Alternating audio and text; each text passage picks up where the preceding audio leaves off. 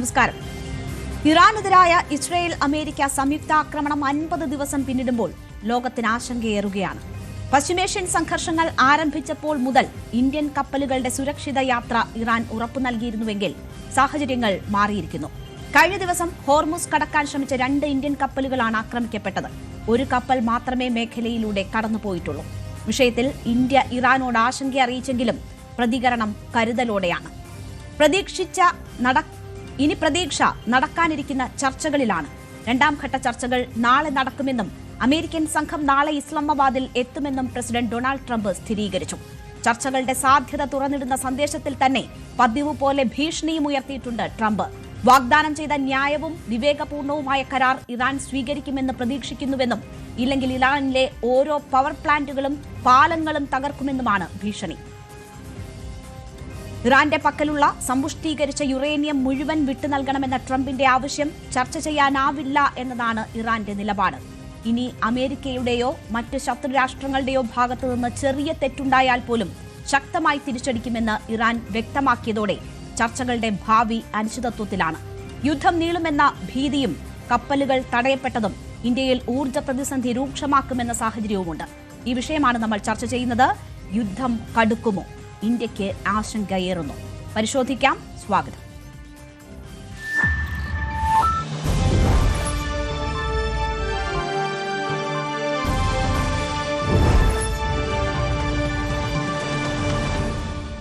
Shri T P Sreenivasan, നയതന്ത്ര വിദഗ്ധൻ, PM Narayanan, മാധ്യമപ്രവർത്തകൻ, കേണൽ ഡിന്നി, BJP പ്രതിനിധി, ഡോക്ടർ മോഹൻ വർഗീസ്, വിദേശകാര്യ വിദഗ്ധൻ എന്നിവരാണ് ഈ ചർച്ചയിൽ പങ്കെടുക്കുന്നത്. ആദ്യം ശ്രീ ടി പി ശ്രീനിവാസൻ, 50 ദിവസം ഈ യുദ്ധം പിന്നിടുമ്പോഴും ഇന്ത്യയെ സംബന്ധിച്ച് ഇന്ത്യയുടെ എല്ലാ സംസ്ഥാനങ്ങളുടെയും അടുക്കള വരെ ഈ യുദ്ധത്തിന്റെ പ്രതിസന്ധി എത്തിയിട്ടുണ്ടെങ്കിലും അല്പം ആശ്വാസം ഇറാൻ ഇന്ത്യയോട് പുലർത്തുന്ന പ്രത്യേക സമീപനം തന്നെയായിരുന്നു. പക്ഷേ 2 ഇന്ത്യൻ കപ്പലുകൾ ആക്രമിക്കപ്പെട്ട സാഹചര്യത്തോടെ അത് മാറിമറിയുകയാണോ? ചർച്ചകളിലൂടെ പ്രശ്നം പരിഹരിച്ചില്ല എങ്കിൽ ഇന്ത്യയെ കാത്തിരിക്കുന്നത് കടുത്ത പ്രതിസന്ധിയുടെ ദിവസങ്ങളാണ്.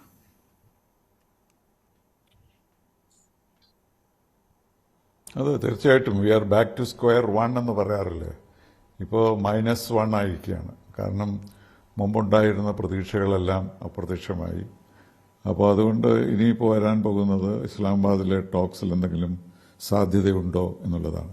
പക്ഷേ സാധ്യതകൾ വളരെ കുറവാണ്. കാരണം അദ്ദേഹത്തിൻ്റെ ഇന്നത്തെ പ്രഖ്യാപനത്തിൽ ഒരു പ്രിസംഷൻ തന്നെയുണ്ട്, ഈ ചർച്ചകൾ നടക്കുകയില്ലെന്നും അങ്ങനെയാണെങ്കിൽ അദ്ദേഹം എന്ത് ചെയ്യുമെന്ന്. അപ്പോൾ ഒരു ഡാഗർ പിടിച്ചുകൊണ്ടാണ് ഈ ചർച്ച തുടങ്ങാൻ പോകുന്നത്. ഇറാനോട് പറയുന്നത് ഇന്നെല്ലാം ഞങ്ങൾ ചെയ്യും, നിങ്ങൾ അപ്പോൾ ഈ ചർച്ചയ്ക്ക് വലിയ അർത്ഥമൊന്നുമില്ല. അദ്ദേഹം ഒരു അൾട്ടിമേറ്റം കൊടുക്കുകയാണ്. അത് നിങ്ങളെല്ലാം സമ്മതിക്കുകയാണെങ്കിൽ തീർച്ചയായിട്ടും യുദ്ധം അവസാനിക്കും, അല്ലെങ്കിൽ അതിൽ കൂടുതലായിട്ട് യുദ്ധം നടത്തും. ഇത് ടിപ്പിക്കൽ ഡൊണാൾഡ് ട്രംപ് സ്ട്രാറ്റജിയാണ്. അപ്പോൾ അതുകൊണ്ട് വലിയ പ്രതീക്ഷയൊന്നുമില്ല. പക്ഷേ വളരെ ഇൻട്രസ്റ്റിംഗ് ആയിട്ട് തോന്നുന്നത്, ഈ യുദ്ധം തുടങ്ങിയപ്പോൾ ഇതൊന്നും ആയിരുന്നില്ല ഇഷ്യൂസ്. 27 ഫെബ്രുവരി യഥാർത്ഥത്തിൽ ന്യൂക്ലിയർ ഇഷ്യൂവിൽ ഒരു എഗ്രിമെൻ്റ് ഉണ്ടായിരുന്നു എന്നാണ് നമ്മൾ മനസ്സിലാക്കുന്നത്. പക്ഷേ ഇന്ന് ആദ്യത്തെ ഇസ്ലാമാബാദ് ടോക്സ് കഴിഞ്ഞപ്പോൾ വൈസ് പ്രസിഡന്റ് വാൻസ് പറഞ്ഞത് ഏറ്റവും വലിയ ഇഷ്യൂ ന്യൂക്ലിയർ ഇഷ്യൂ ആണെന്നാണ്.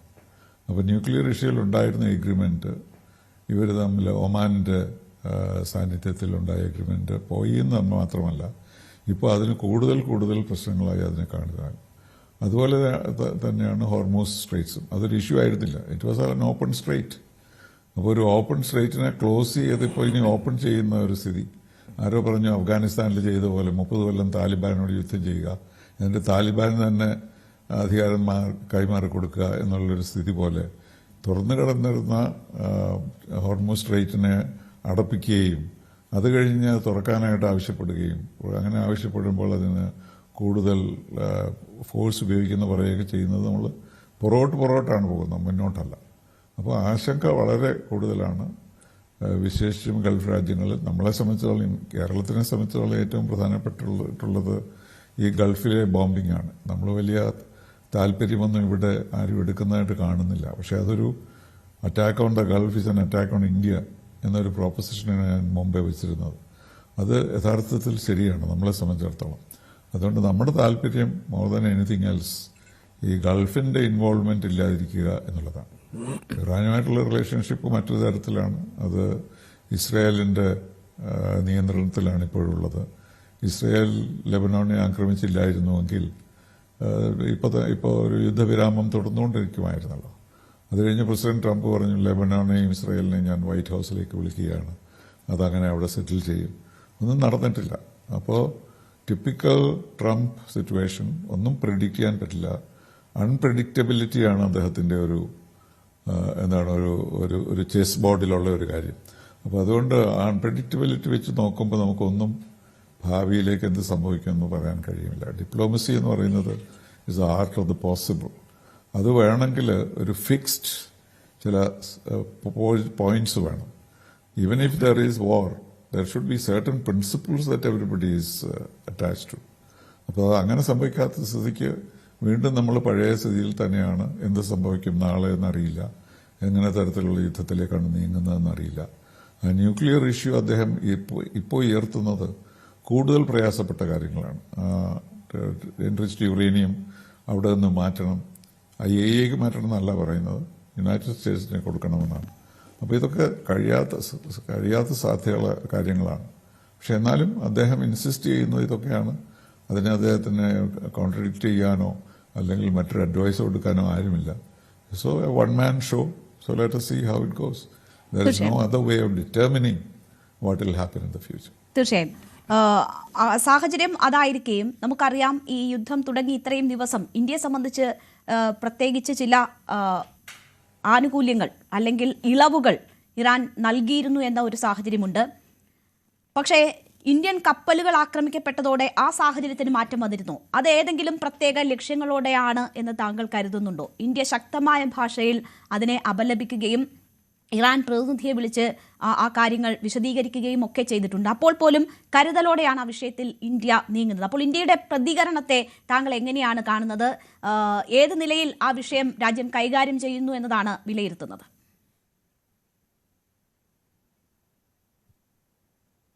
അല്ല, ഇന്ത്യക്ക് വേണ്ടി ചില കൺസെഷൻസ് കൊടുക്കുമെന്ന് ഇറാൻ സൂചിപ്പിച്ചിരുന്നല്ലോ. 2 ഷിപ്പുകൾ അതിൽ കൂടെ തന്നെ ഇവിടെ എത്തുകയും ചെയ്തു, നമ്മുടെ ഇമ്മീഡിയറ്റ് ആയിട്ടുള്ള പ്രോബ്ലം സോൾവ് ചെയ്യുകയും ചെയ്യും. അപ്പോൾ ഇറാനെ സംബന്ധിച്ചിടത്തോളം നമുക്ക് അവരുമായിട്ട് നല്ല റിലേഷൻഷിപ്പാണുള്ളത്. അപ്പോൾ അതുകൊണ്ട് അക്കാര്യത്തിൽ വലിയ പ്രശ്നം ഉണ്ടാവുകയില്ല. ഇറാൻ ഒരു ഒബ്സ്റ്റക്കിൾ ആവുകയില്ല ഇന്ത്യക്ക്.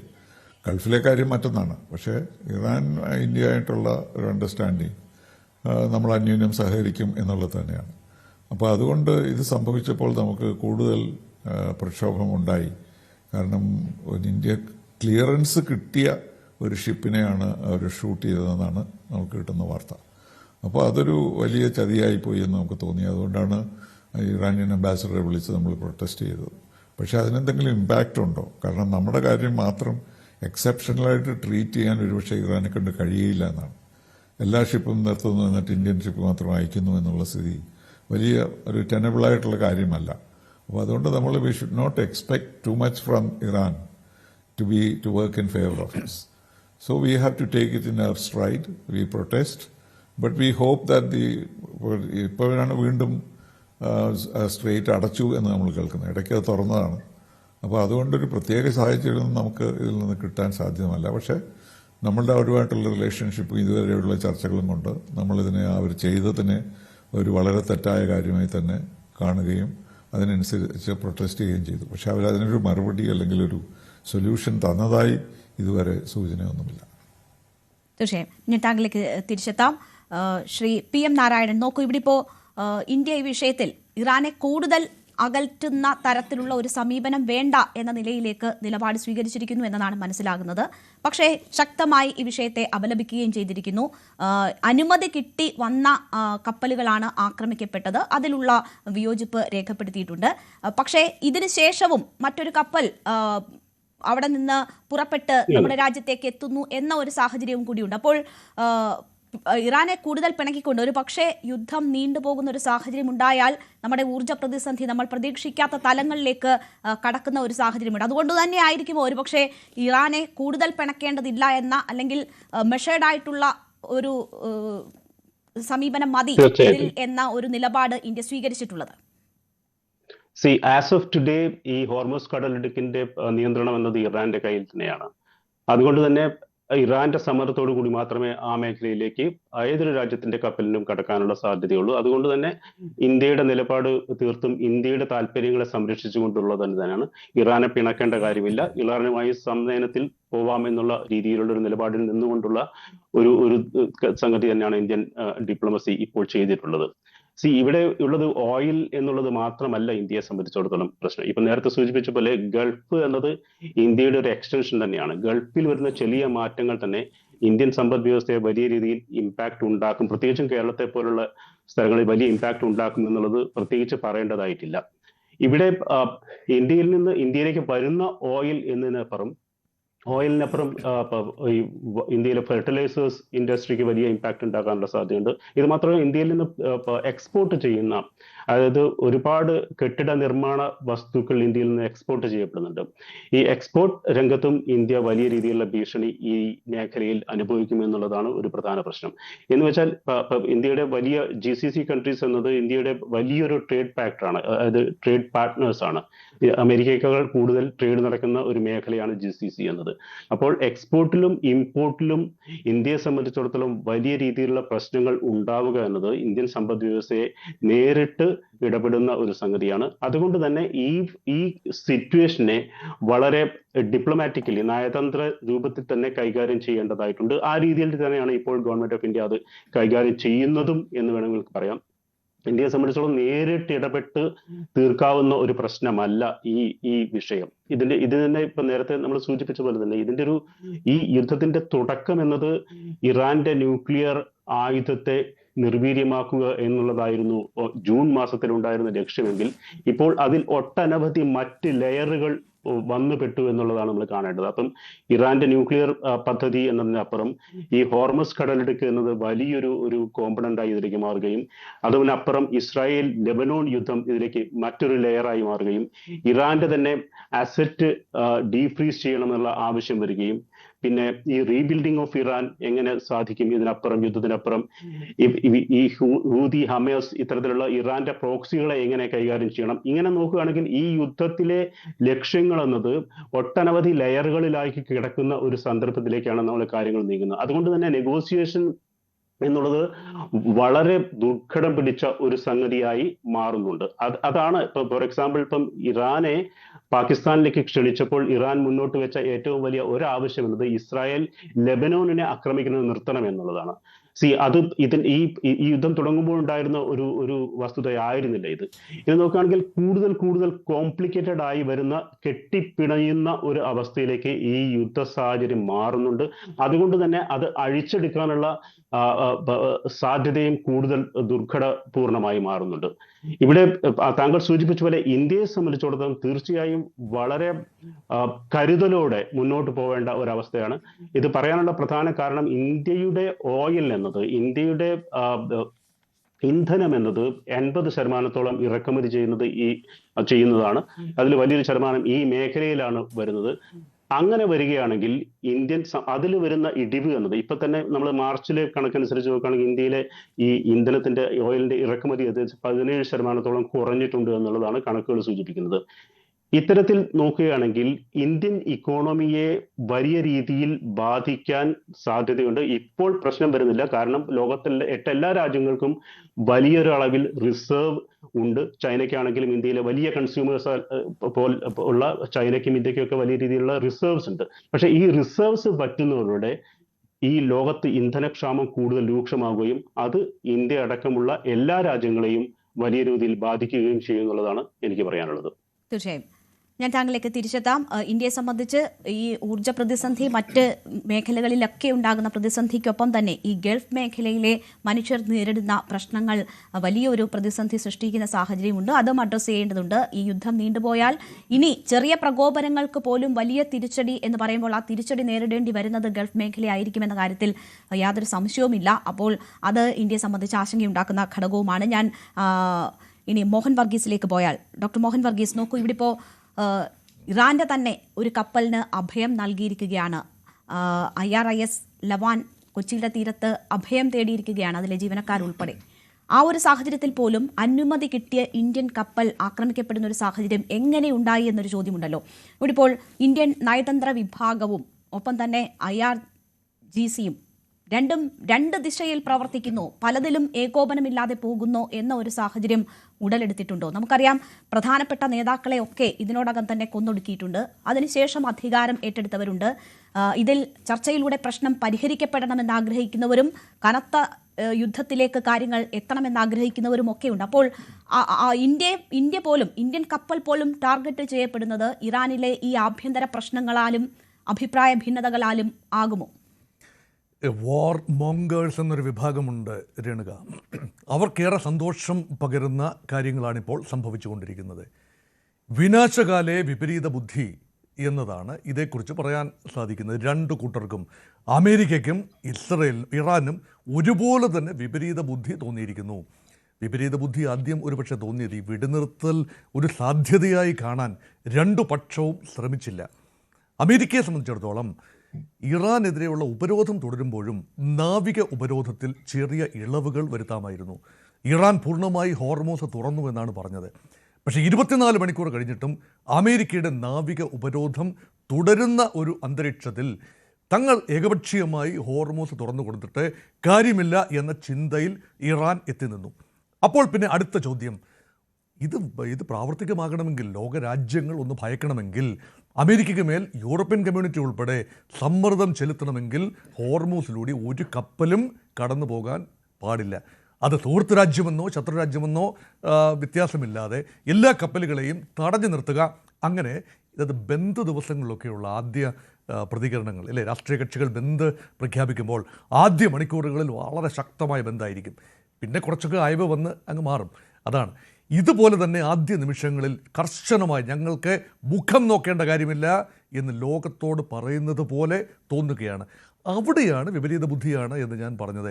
നോക്കൂ, ഇവിടെ രേണുക സൂചിപ്പിച്ച ഇന്ത്യ ഇറാൻ്റെ കപ്പലിന് അഭയം നൽകി എന്ന് പറയുമ്പോൾ അതൊരു സിംബോളിക് ജസ്റ്ററാണ്. ഇന്ത്യ നിഷ്പക്ഷ രാജ്യമാണ്. ഇറാനോട് ബന്ധമുണ്ട്, ഇസ്രായേലിനോട് ബന്ധമുണ്ട്, അമേരിക്കയോട് ബന്ധമുണ്ട്, ഗൾഫ് രാജ്യങ്ങളോട് നല്ല ചങ്ങാത്തമുണ്ട്. നമ്മുടെ സാമ്പത്തിക താല്പര്യങ്ങൾ ഗൾഫ് മേഖലയുമായി ബന്ധപ്പെട്ട് കൂടി കിടക്കുന്നു. അതുകൊണ്ട് ഇന്ത്യക്ക് ഏതെങ്കിലും രാജ്യത്തിന് എതിരായോ ഒരു പക്ഷം പിടിച്ചുകൊണ്ടോ ഒരു തീരുമാനമെടുക്കാനാവില്ല. പക്ഷെ അതിനെ ഒരു സാധ്യതയായി കാണേണ്ടതാണ് ഇറാൻ. ലോകം മുഴുവൻ അമേരിക്കയുടെ ഒരു നീരാളിപ്പിടുത്തത്തിൽ പല രാജ്യങ്ങളും അഭിപ്രായം പറയാൻ ബുദ്ധിമുട്ട് നിൽക്കുമ്പോൾ ഇന്ത്യ ഒരു നിലപാടെടുത്തു. ആ നിലപാടെന്ന് പറയുന്നത് നിഷ്പക്ഷമാണെങ്കിൽ പോലും ഇറാൻ്റെ ഒരു കപ്പലിന് അഭയം കൊടുത്തു എന്നത് വലിയൊരു സാധ്യത തന്നെയാണ്. അത് മാത്രമല്ല, ഇന്ത്യയുടെ കപ്പലുകൾക്ക് അനുമതിയോടുകൂടി കടന്നു പോകാം. ഇറാൻ 5 രാജ്യങ്ങളുടെ പേരെടുത്ത് പറഞ്ഞു. റഷ്യയും ചൈനയും ഇന്ത്യയും ഇറാഖും ഉൾപ്പെടെ പാകിസ്ഥാനും ഉൾപ്പെടെയുള്ള രാജ്യങ്ങളുടെ കപ്പലുകൾക്ക് ഉപരോധ കാലത്തും നിർബാധം സഞ്ചരിക്കാം.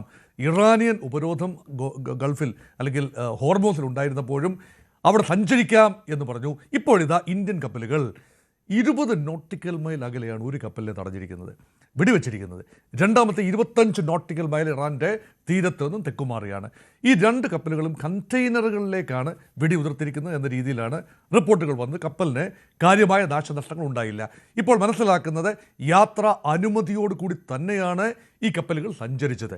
ഒരുപക്ഷെ നമ്മൾ ആഗ്രഹിക്കുന്നത് അനുമതി ഒന്നുമില്ലാതെ യുദ്ധം തുടങ്ങുന്നതിന് മുൻപുള്ള രീതിയിൽ കപ്പലുകൾക്ക് യഥേഷ്ടം സഞ്ചരിക്കാൻ സാധിക്കണം. അമേരിക്കൻ കപ്പലുകൾക്കും ഇന്ത്യൻ കപ്പലുകൾക്കും ഗൾഫ് രാജ്യങ്ങളുടെ കപ്പലുകൾക്കും ഇസ്രായേലി കപ്പലുകൾക്കും എല്ലാം തന്നെ സഞ്ചരിക്കാൻ സാധിക്കുന്ന രീതിയിൽ ഒരു ഗുഡ് വിൽ ജസ്റ്ററാണ് പ്രതീക്ഷിച്ചിരുന്നത്. അത് ഉണ്ടായില്ല. ഈ ഗുഡ് വിൽ ജസ്റ്റർ ഒരു ഭാഗത്ത് മാത്രം കാട്ടുന്നത് ഏകപക്ഷീയമല്ലേ? ഇറാൻ്റെ അസറ്റ്സ് തടഞ്ഞു വച്ചിരിക്കുന്നത്, പല ബാങ്കുകളിലായി ഇറാൻ്റെ അസറ്റ്സ് തടഞ്ഞു വച്ചിട്ടുണ്ട്. അത് ഭാഗികമായിട്ടെങ്കിലും ഒരു സിംബോളിക് ജസ്റ്റർ എന്ന നിലയിലെങ്കിലും റിലീസ് ചെയ്താൽ എന്തായിരുന്നു ബുദ്ധിമുട്ട്? അതുമാത്രമല്ല, ഇറാന് നേരെയുള്ള ഉപരോധം കടുത്ത ഉപരോധമാണ്, മറ്റ് കാര്യങ്ങൾ ഉപരോധമാണ്. ഒരു ജനതയ്ക്ക് മുന്നോട്ട് പോകണ്ടേ? ഇറാനിയൻ ജനതയ്ക്ക് മുന്നോട്ട് പോകാൻ നിലനിൽക്കാനുള്ള അവകാശമുണ്ട്. ഭരണകൂടത്തിൻ്റെ കാര്യം പോയിക്കോട്ടെ, ഒരു മനുഷ്യാവകാശ വിഷയം കൂടിയാണ് ഉപരോധം. അപ്പോൾ ഈ കാര്യങ്ങളിലൊക്കെ ചെറിയ ഒരു ഇളവ് ഉണ്ടെങ്കിൽ മാത്രമേ ചർച്ചയ്ക്കുള്ള അന്തരീക്ഷം ഉണ്ടാകൂ. TP ശ്രീനിവാസൻ സാറ് സൂചിപ്പിച്ചതുപോലെ ഗൺ പോയിന്റിൽ നിർത്തിക്കൊണ്ട് ഒരു വാള് കയ്യിൽ പിടിച്ചുകൊണ്ട് ഇപ്പോൾ വെട്ടുമെന്ന പ്രതീതി ജനിപ്പിച്ചുകൊണ്ട് ഇറാൻ നെഗോഷിയേറ്റിംഗ് ടേബിളിൽ എത്തിച്ച് ഗൺ പോയിന്റിൽ പറയുന്നയിടത്ത് ഡോട്ടഡ് ലൈൻസിൽ ഒപ്പിടിപ്പിക്കാം എന്നത് കേവലം ഒരു വ്യാമോഹമാണ്. ഡിപ്ലോമസിയിൽ അങ്ങനെയൊന്നും അല്ലല്ലോ. അങ്ങോട്ടും ഇങ്ങോട്ടും കൊടുക്കൽ വാങ്ങലുകളല്ലേ ഡിപ്ലോമസി എന്ന് പറയുന്നത്. രണ്ട് പക്ഷത്ത് വിളവുകൾ വേണ്ടിയതാണ്. അവിടെയാണ് ഒരു ഇച്ഛാശക്തി ഇല്ലാതെ പോകുന്നു. അതിൻ്റെ ഭാഗമായിട്ട് തന്നെയാണ് ഇസ്രായേൽ ആ സമയത്ത് അമേരിക്കൻ വെടിനിർത്തൽ തുടരുമ്പോൾ ഇസ്രായേൽ ലെബനനെ ആക്രമിച്ചുകൊണ്ടേയിരുന്നു, അല്ലെങ്കിൽ ഹിസ്ബുള്ള കേന്ദ്രങ്ങളിലേക്ക് ആക്രമണം നടത്തിക്കൊണ്ടേയിരുന്നു എന്ന് പറയുമ്പോൾ അതിന് അമേരിക്കയുടെ അറിവില്ല എന്ന് പറയാനാവില്ലല്ലോ. അമേരിക്ക അറിഞ്ഞുകൊണ്ട് തന്നെയാണ്. പക്ഷേ അമേരിക്കയുടെ സമ്മർദ്ദം കൊണ്ടായിരിക്കണം അത് നിർത്തിവെച്ചു എന്ന് പറയുമ്പോൾ ചർച്ചയ്ക്കുള്ളൊരു അന്തരീക്ഷം ഒരു ഗുഡ് വിൽ ജസ്റ്ററാണ്. അപ്പോൾ ഈ ക്യാരറ്റ്സ് എന്ന് പറയുന്നത് വളരെ പ്രധാനപ്പെട്ട കാര്യം. ചെറിയ ക്യാരറ്റ്സ് ആയിരിക്കാം, പക്ഷേ അത് വളരെ പ്രധാനപ്പെട്ടതാണ്. അതിൽ കൊത്താൻ മറുപക്ഷം തയ്യാറാകുന്നു എന്നിടത്താണ് യഥാർത്ഥത്തിൽ ചർച്ചയുടെ ഒരു അന്തരീക്ഷം വരിക. പക്ഷേ ഒരു രീതിയിലും ചർച്ച ഉണ്ടാകരുത്. ആത്യന്തികമായി ബലപ്രയോഗത്തിലൂടെ മാത്രമേ ഉദ്ദേശിക്കുന്ന ലക്ഷ്യങ്ങൾ കൈവരിക്കാനാവൂ എന്ന് അമേരിക്ക വിചാരിക്കുകയും, ബലപ്രയോഗമെങ്കിൽ അങ്ങനെ ആയിക്കോട്ടെ, ബലപ്രയോഗത്തിൻ്റെ നിരർത്ഥകത ലോകത്തിന് ബോധ്യമാകും, അമേരിക്കയ്ക്ക് ബോധ്യമാകും, വരട്ടെ കരയുദ്ധം എന്ന രീതിയിൽ ഇറാൻ മുന്നോട്ട് പോകുമ്പോൾ യഥാർത്ഥത്തിൽ ചങ്കിട് പേറുന്നത് ലോക സമ്പദ് വ്യവസ്ഥയ്ക്കാണ്. എണ്ണയെ ആസ്പദമാക്കി നിൽക്കുന്ന വികസനോത്മകമായ ഭരണകൂടങ്ങളുണ്ട്. ഇന്ത്യയുടെയും ചൈനയുടെയും ഒക്കെ സമ്പദ് വ്യവസ്ഥയിൽ ഊർജം പകരണമെങ്കിൽ ഗൾഫിൽ നിന്ന് ഉൾപ്പെടെ വരുന്ന ഓയിൽ, ക്രൂഡ് ഓയിൽ അത്യാവശ്യമാണ്, നാച്ചുറൽ ഗ്യാസ് അത്യാവശ്യമാണ്. അത് ചോക്ക് പോയിൻ്റായി ഇപ്പോൾ ഇത് ഹോർമൂസ് വരും. നാളെ അത് ഈ ബാബൽ മന്ദേബ് വഴിയുള്ള കച്ചവടവും ഒരുപക്ഷെ അഫക്റ്റഡ് ആകാം. കാരണം അവിടെ ഹൂതികളുണ്ട്. ഇറാൻ്റെ ത്രെട്ട്, ഇതുവരെയുള്ള മിക്ക ത്രെട്ടുകളും അവർ നടപ്പാക്കിയെടുത്തിട്ടുണ്ട്. ഇപ്പോഴത്തെ ത്രെട്ട് എന്താണ്? ഹോർമൂസ് പൂർണ്ണമായി ഉപരോധത്തിലാവുകയും അമേരിക്ക പൂർണ്ണമായ നിയന്ത്രണത്തിലേക്ക് വരികയും ചെയ്താൽ തങ്ങൾ അടങ്ങിയിരിക്കില്ല. ഹൂതികളെ ഉപയോഗിച്ചുകൊണ്ട് ബാബൽ മന്ദേബ്, അതായത് ചെങ്കടലിലേക്കുള്ള പ്രവേശന കവാടം തങ്ങൾ നിയന്ത്രിക്കും, തങ്ങൾ അടയ്ക്കും.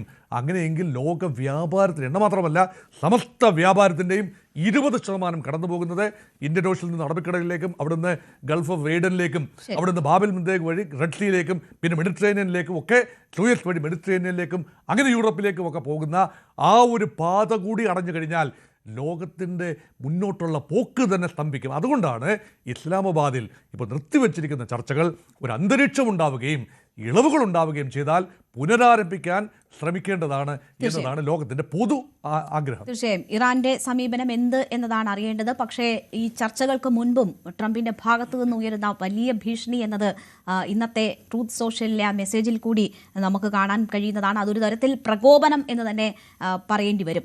കേണൽ ഡിന്നി, ഇവിടിപ്പോൾ ഈ വിഷയത്തിൽ ഹോർമുസിലെ സാഹചര്യങ്ങൾ ഇന്ത്യയെ സംബന്ധിച്ച് ഇപ്പോൾ വലിയ ആശങ്ക ഉണ്ടാക്കുന്ന തരത്തിലേക്ക് മാറിയിട്ടുണ്ടോ? ഹോർമുസിൽ ഒരു തരത്തിലുമുള്ള ഇടപെടലുകൾ ഇന്ത്യ ആഗ്രഹിക്കുന്നില്ല. അവിടെ ടോൾ കൊടുത്ത് കപ്പലുകൾ കൊണ്ടുവരിക എന്നത് പോലും ഇന്ത്യ പരിഗണിക്കുന്നില്ല. ഫ്രീ ആയി കപ്പലുകൾക്ക് സഞ്ചരിക്കാനുള്ള സാഹചര്യം ഉണ്ടാകണം എന്നതാണ് ഇന്ത്യയുടെ ആവശ്യം. ഇക്കാര്യം ഇന്ത്യൻ പ്രതിനിധി UN-ൽ ആവശ്യപ്പെട്ട് ശക്തമായ ഭാഷയിൽ ഇന്ത്യ അവിടെ നിലപാട് പ്രഖ്യാപിച്ചതിന് പിന്നാലെയാണ് ഇന്ത്യൻ കപ്പലുകൾ ആക്രമിക്കപ്പെടുന്ന ഒരു സാഹചര്യം ഉണ്ടായത് എന്നതുകൂടി നമ്മൾ കാണണം. അപ്പോൾ ഹോർമുസിലെ ഇറാൻ ആധിപത്യം എന്നത് ഇന്ത്യക്ക് അംഗീകരിച്ച് നൽകാൻ പറ്റുന്ന വിഷയമല്ല, അല്ലെങ്കിൽ അങ്ങനെ ഏതെങ്കിലും തരത്തിലുള്ളൊരു പൂർണ്ണ ആധിപത്യം ആർക്കും ലഭിക്കുന്നത് ഇന്ത്യയെ സംബന്ധിച്ച് സ്വീകാര്യമായ സാഹചര്യമല്ല. ഈ വിഷയത്തിൽ ഒരു നിലപാടെടുക്കുക എന്നത് ഇന്ത്യയെ സംബന്ധിച്ച് വലിയ വെല്ലുവിളിയായി വരുന്നുണ്ടോ? ആരെയും പിണക്കാതെ ഒരു നയതന്ത്ര സമീപനം ഇതിൽ സ്വീകരിക്കുക എന്നത് വരും ദിവസങ്ങളിലും ഇന്ത്യയെ സംബന്ധിച്ച് വെല്ലുവിളിയാകുമോ? നോക്കൂ മാം, ഇപ്പോഴത്തെ ഈ ഒരു വിഷയം, അതായത് കുറച്ച് ദിവസങ്ങളായിട്ട് നടക്കുന്ന ഈ ഒരു ഇറാൻ US യുദ്ധം തന്നെ വേണമെങ്കിൽ പറയാം, യുദ്ധം തന്നെ ആണ് ആക്ച്വലി. അപ്പൊ അതിനെ ഒരു വലിയൊരു വെല്ലുവിളി തന്നെയാണ് അതിനകത്ത്. കാരണം ഇന്ന് ഇന്ത്യ മാത്രമല്ല, ലോകത്തെ എല്ലാ രാജ്യങ്ങളെയും ബാധിക്കുന്ന ഒരു കാര്യമാണ്. അപ്പൊ തീർച്ചയായിട്ടും ഡിപ്ലോമസിയിൽ നോക്കിക്കഴിഞ്ഞാൽ അത് വലിയൊരു ചാലഞ്ച് തന്നെയാണ്, ഒരു സംശയമില്ല. പക്ഷേ നമ്മൾ ഇതിനെ കാണുന്നത്, ഞാൻ ഈ കാണുന്നത് ഇന്ന് അല്ലെങ്കിൽ ഇന്നലെ ഇറാന്റെ ഭാഗത്ത് നിന്ന് ഇന്ത്യയുടെ 2 കപ്പലിനെ തടയുകയും അതിനകത്ത് അവരെ ഫയർ ചെയ്തതൊക്കെ അത് മനഃപൂർവ്വമായിട്ട് ഇന്ത്യയുടെ അഗേൻസ്റ്റ് ആയിട്ട് എന്തെങ്കിലും ചെയ്തതായിട്ട് നമ്മൾ ഞാൻ അങ്ങനെയല്ല കാണുന്നത്. കാരണം ഇതിനകത്ത് 2 വിഷയങ്ങളുണ്ട്. ഒന്ന്, ഇപ്പൊ നടക്കുന്ന സാഹചര്യം നോക്കൂ. നമ്മളിപ്പോ സംസാരിച്ചുകൊണ്ടിരിക്കുമ്പോൾ തന്നെ ഒരു അരമണിക്കൂർ മുമ്പാണ് ഞാൻ ലേറ്റസ്റ്റ് ആയിട്ട് ഒരു ന്യൂസ് കണ്ടത്. ഡൊണാൾഡ് ട്രംപ് പറയാണ്, എന്റെ റെപ്രസെന്റേറ്റീവ്സ് നാളെയോ മറ്റന്നാളോ അങ്ങാണ്ട് ഇസ്ലാമാബാദിൽ പോവും, ഞങ്ങൾ വീണ്ടും ചർച്ച തുടങ്ങും എന്നുള്ള രീതിയിലേക്ക് വരുന്നത്. അതായത് മണിക്കൂറിനകത്ത് ഇങ്ങനെ മാറി മറിഞ്ഞു വരുന്ന സാഹചര്യമാണ്. അപ്പൊ ആ രീതിയിൽ ഡൊണാൾഡ് ട്രംപ് എന്താണ് പറയുന്നതെന്ന് നമുക്ക് പോലും ഇപ്പൊ നമ്മൾ ചാനൽ ചർച്ച തുടങ്ങുന്ന സമയത്ത് പറഞ്ഞു കഴിയുമ്പോഴായിരിക്കും ചിലപ്പോൾ ട്രൂത്ത് സോഷ്യലിൽ 1 മണിക്കൂർ കഴിഞ്ഞാൽ അദ്ദേഹം നേരെ വിപരീതമായിട്ട് വേറെ എന്തെങ്കിലും പറയുന്നത്. അപ്പൊ ആ രീതിയിലുള്ള ഒരു എനിക്ക് തോന്നുന്നില്ല ഇത്രയും ഒരു ഫ്ലക്സ് ഉള്ള ഒരു ഡിപ്ലോമാറ്റിക് ആയിട്ടുള്ള ഒരു ടൈം ലോകത്തുണ്ടായെന്ന് എനിക്കറിയില്ല. അപ്പൊ അങ്ങനെ ഒരു സാഹചര്യമാണ്. ഇതിന്റെ പ്രശ്നം എന്ന് വെച്ച് കഴിഞ്ഞാൽ ഇങ്ങനെ ഒരു സാഹചര്യത്തിൽ നോക്കൂ, ഇപ്പൊ ഒരു 3-4 ദിവസം മുമ്പ് തന്നെ ഈ ചർച്ചകളൊക്കെ നടന്നുകൊണ്ടിരിക്കുകയായിരുന്നു ഇറാനും US-ഉമായിട്ട്. അപ്പൊ അതിനകത്ത് ഒരു പോസിറ്റീവ് ആയിട്ടുള്ള രീതിയിലേക്ക് വന്നു. അതായത് ഒരു അഗ്രിമെന്റിലേക്ക് പോകാം, അടുത്ത പ്രാവശ്യം നമ്മൾ വീണ്ടും കാണാം, അങ്ങനെ ഒരു രീതിയിലേക്ക് പോയി. 2-3 കാര്യങ്ങൾ മാത്രമായിരുന്നു ഒരു സ്റ്റിക്കിംഗ് പോയിന്റ്, അല്ലെങ്കിൽ ഒരു യോജിപ്പിലേക്ക്. അത് ഒന്ന്, യുറേനിയത്തിന് എങ്ങനെ കൈമാറണം, ഇറാന്റെ ന്യൂക്ലിയർ പ്രോഗ്രാം എത്ര വർഷത്തേക്ക് ബാക്ക്ലോട്ട് ആക്കണം, US 20 വർഷം എന്ന് പറഞ്ഞു, ഇറാൻ 5 വർഷം എന്ന് പറഞ്ഞു. അപ്പൊ അങ്ങനെയൊക്കെയുള്ള കാര്യം. പിന്നെ മൂന്നാമത് ഈ പ്രോക്സീസ്, ഹിസ്ബുള്ള, മറ്റുള്ള കാര്യങ്ങൾ അവരെ എങ്ങനെ ഹാൻഡിൽ ചെയ്യുന്നുള്ള, ഇങ്ങനെ 2-3 വിഷയത്തിലാണ് ഈ സ്റ്റക്കായി നിൽക്കുന്നത്. പക്ഷെ എന്നാലും ഒരു പോസിറ്റീവ് ആയിട്ടുള്ള കാര്യം ഉണ്ടായിരുന്നു. ഡൊണാൾഡ് ട്രംപ് തന്നെ വന്ന് പറഞ്ഞിട്ട് നമുക്കൊരു എഗ്രിമെന്റ് ഒക്കെ എത്തിക്കഴിഞ്ഞു, നമ്മൾ നല്ല രീതിയിൽ മുന്നോട്ട് പോകുന്നു. അങ്ങനെ വന്ന സമയത്താണ് ഇറാൻ പറഞ്ഞ ഓക്കെ, ഞങ്ങൾ സ്ട്രേറ്റ് ഓഫ് ഹോർമൂസ് തുറന്നു തരുന്നുണ്ട്, എല്ലാവർക്കും വേണ്ടി തുറക്കുന്നു. അപ്പൊ ഉടനെ ഡൊണാൾഡ് ട്രംപ് വന്നിട്ട് പറഞ്ഞു, നോക്കൂ ഞങ്ങൾ ജയിച്ചു, വിക്ടറി നോക്കൂ. അപ്പൊ ഇപ്പൊ മനസ്സിലായില്ലേ, ഇറാനിന് ഒരു കഴിവില്ലായിരുന്നു, ഇറാന്റെ നേവി ഒന്നും ഇല്ലായിരുന്നു, അവർക്കൊന്നും ചെയ്യാൻ പറ്റത്തില്ല എന്നുള്ള രീതിയിലേക്ക് വന്നു.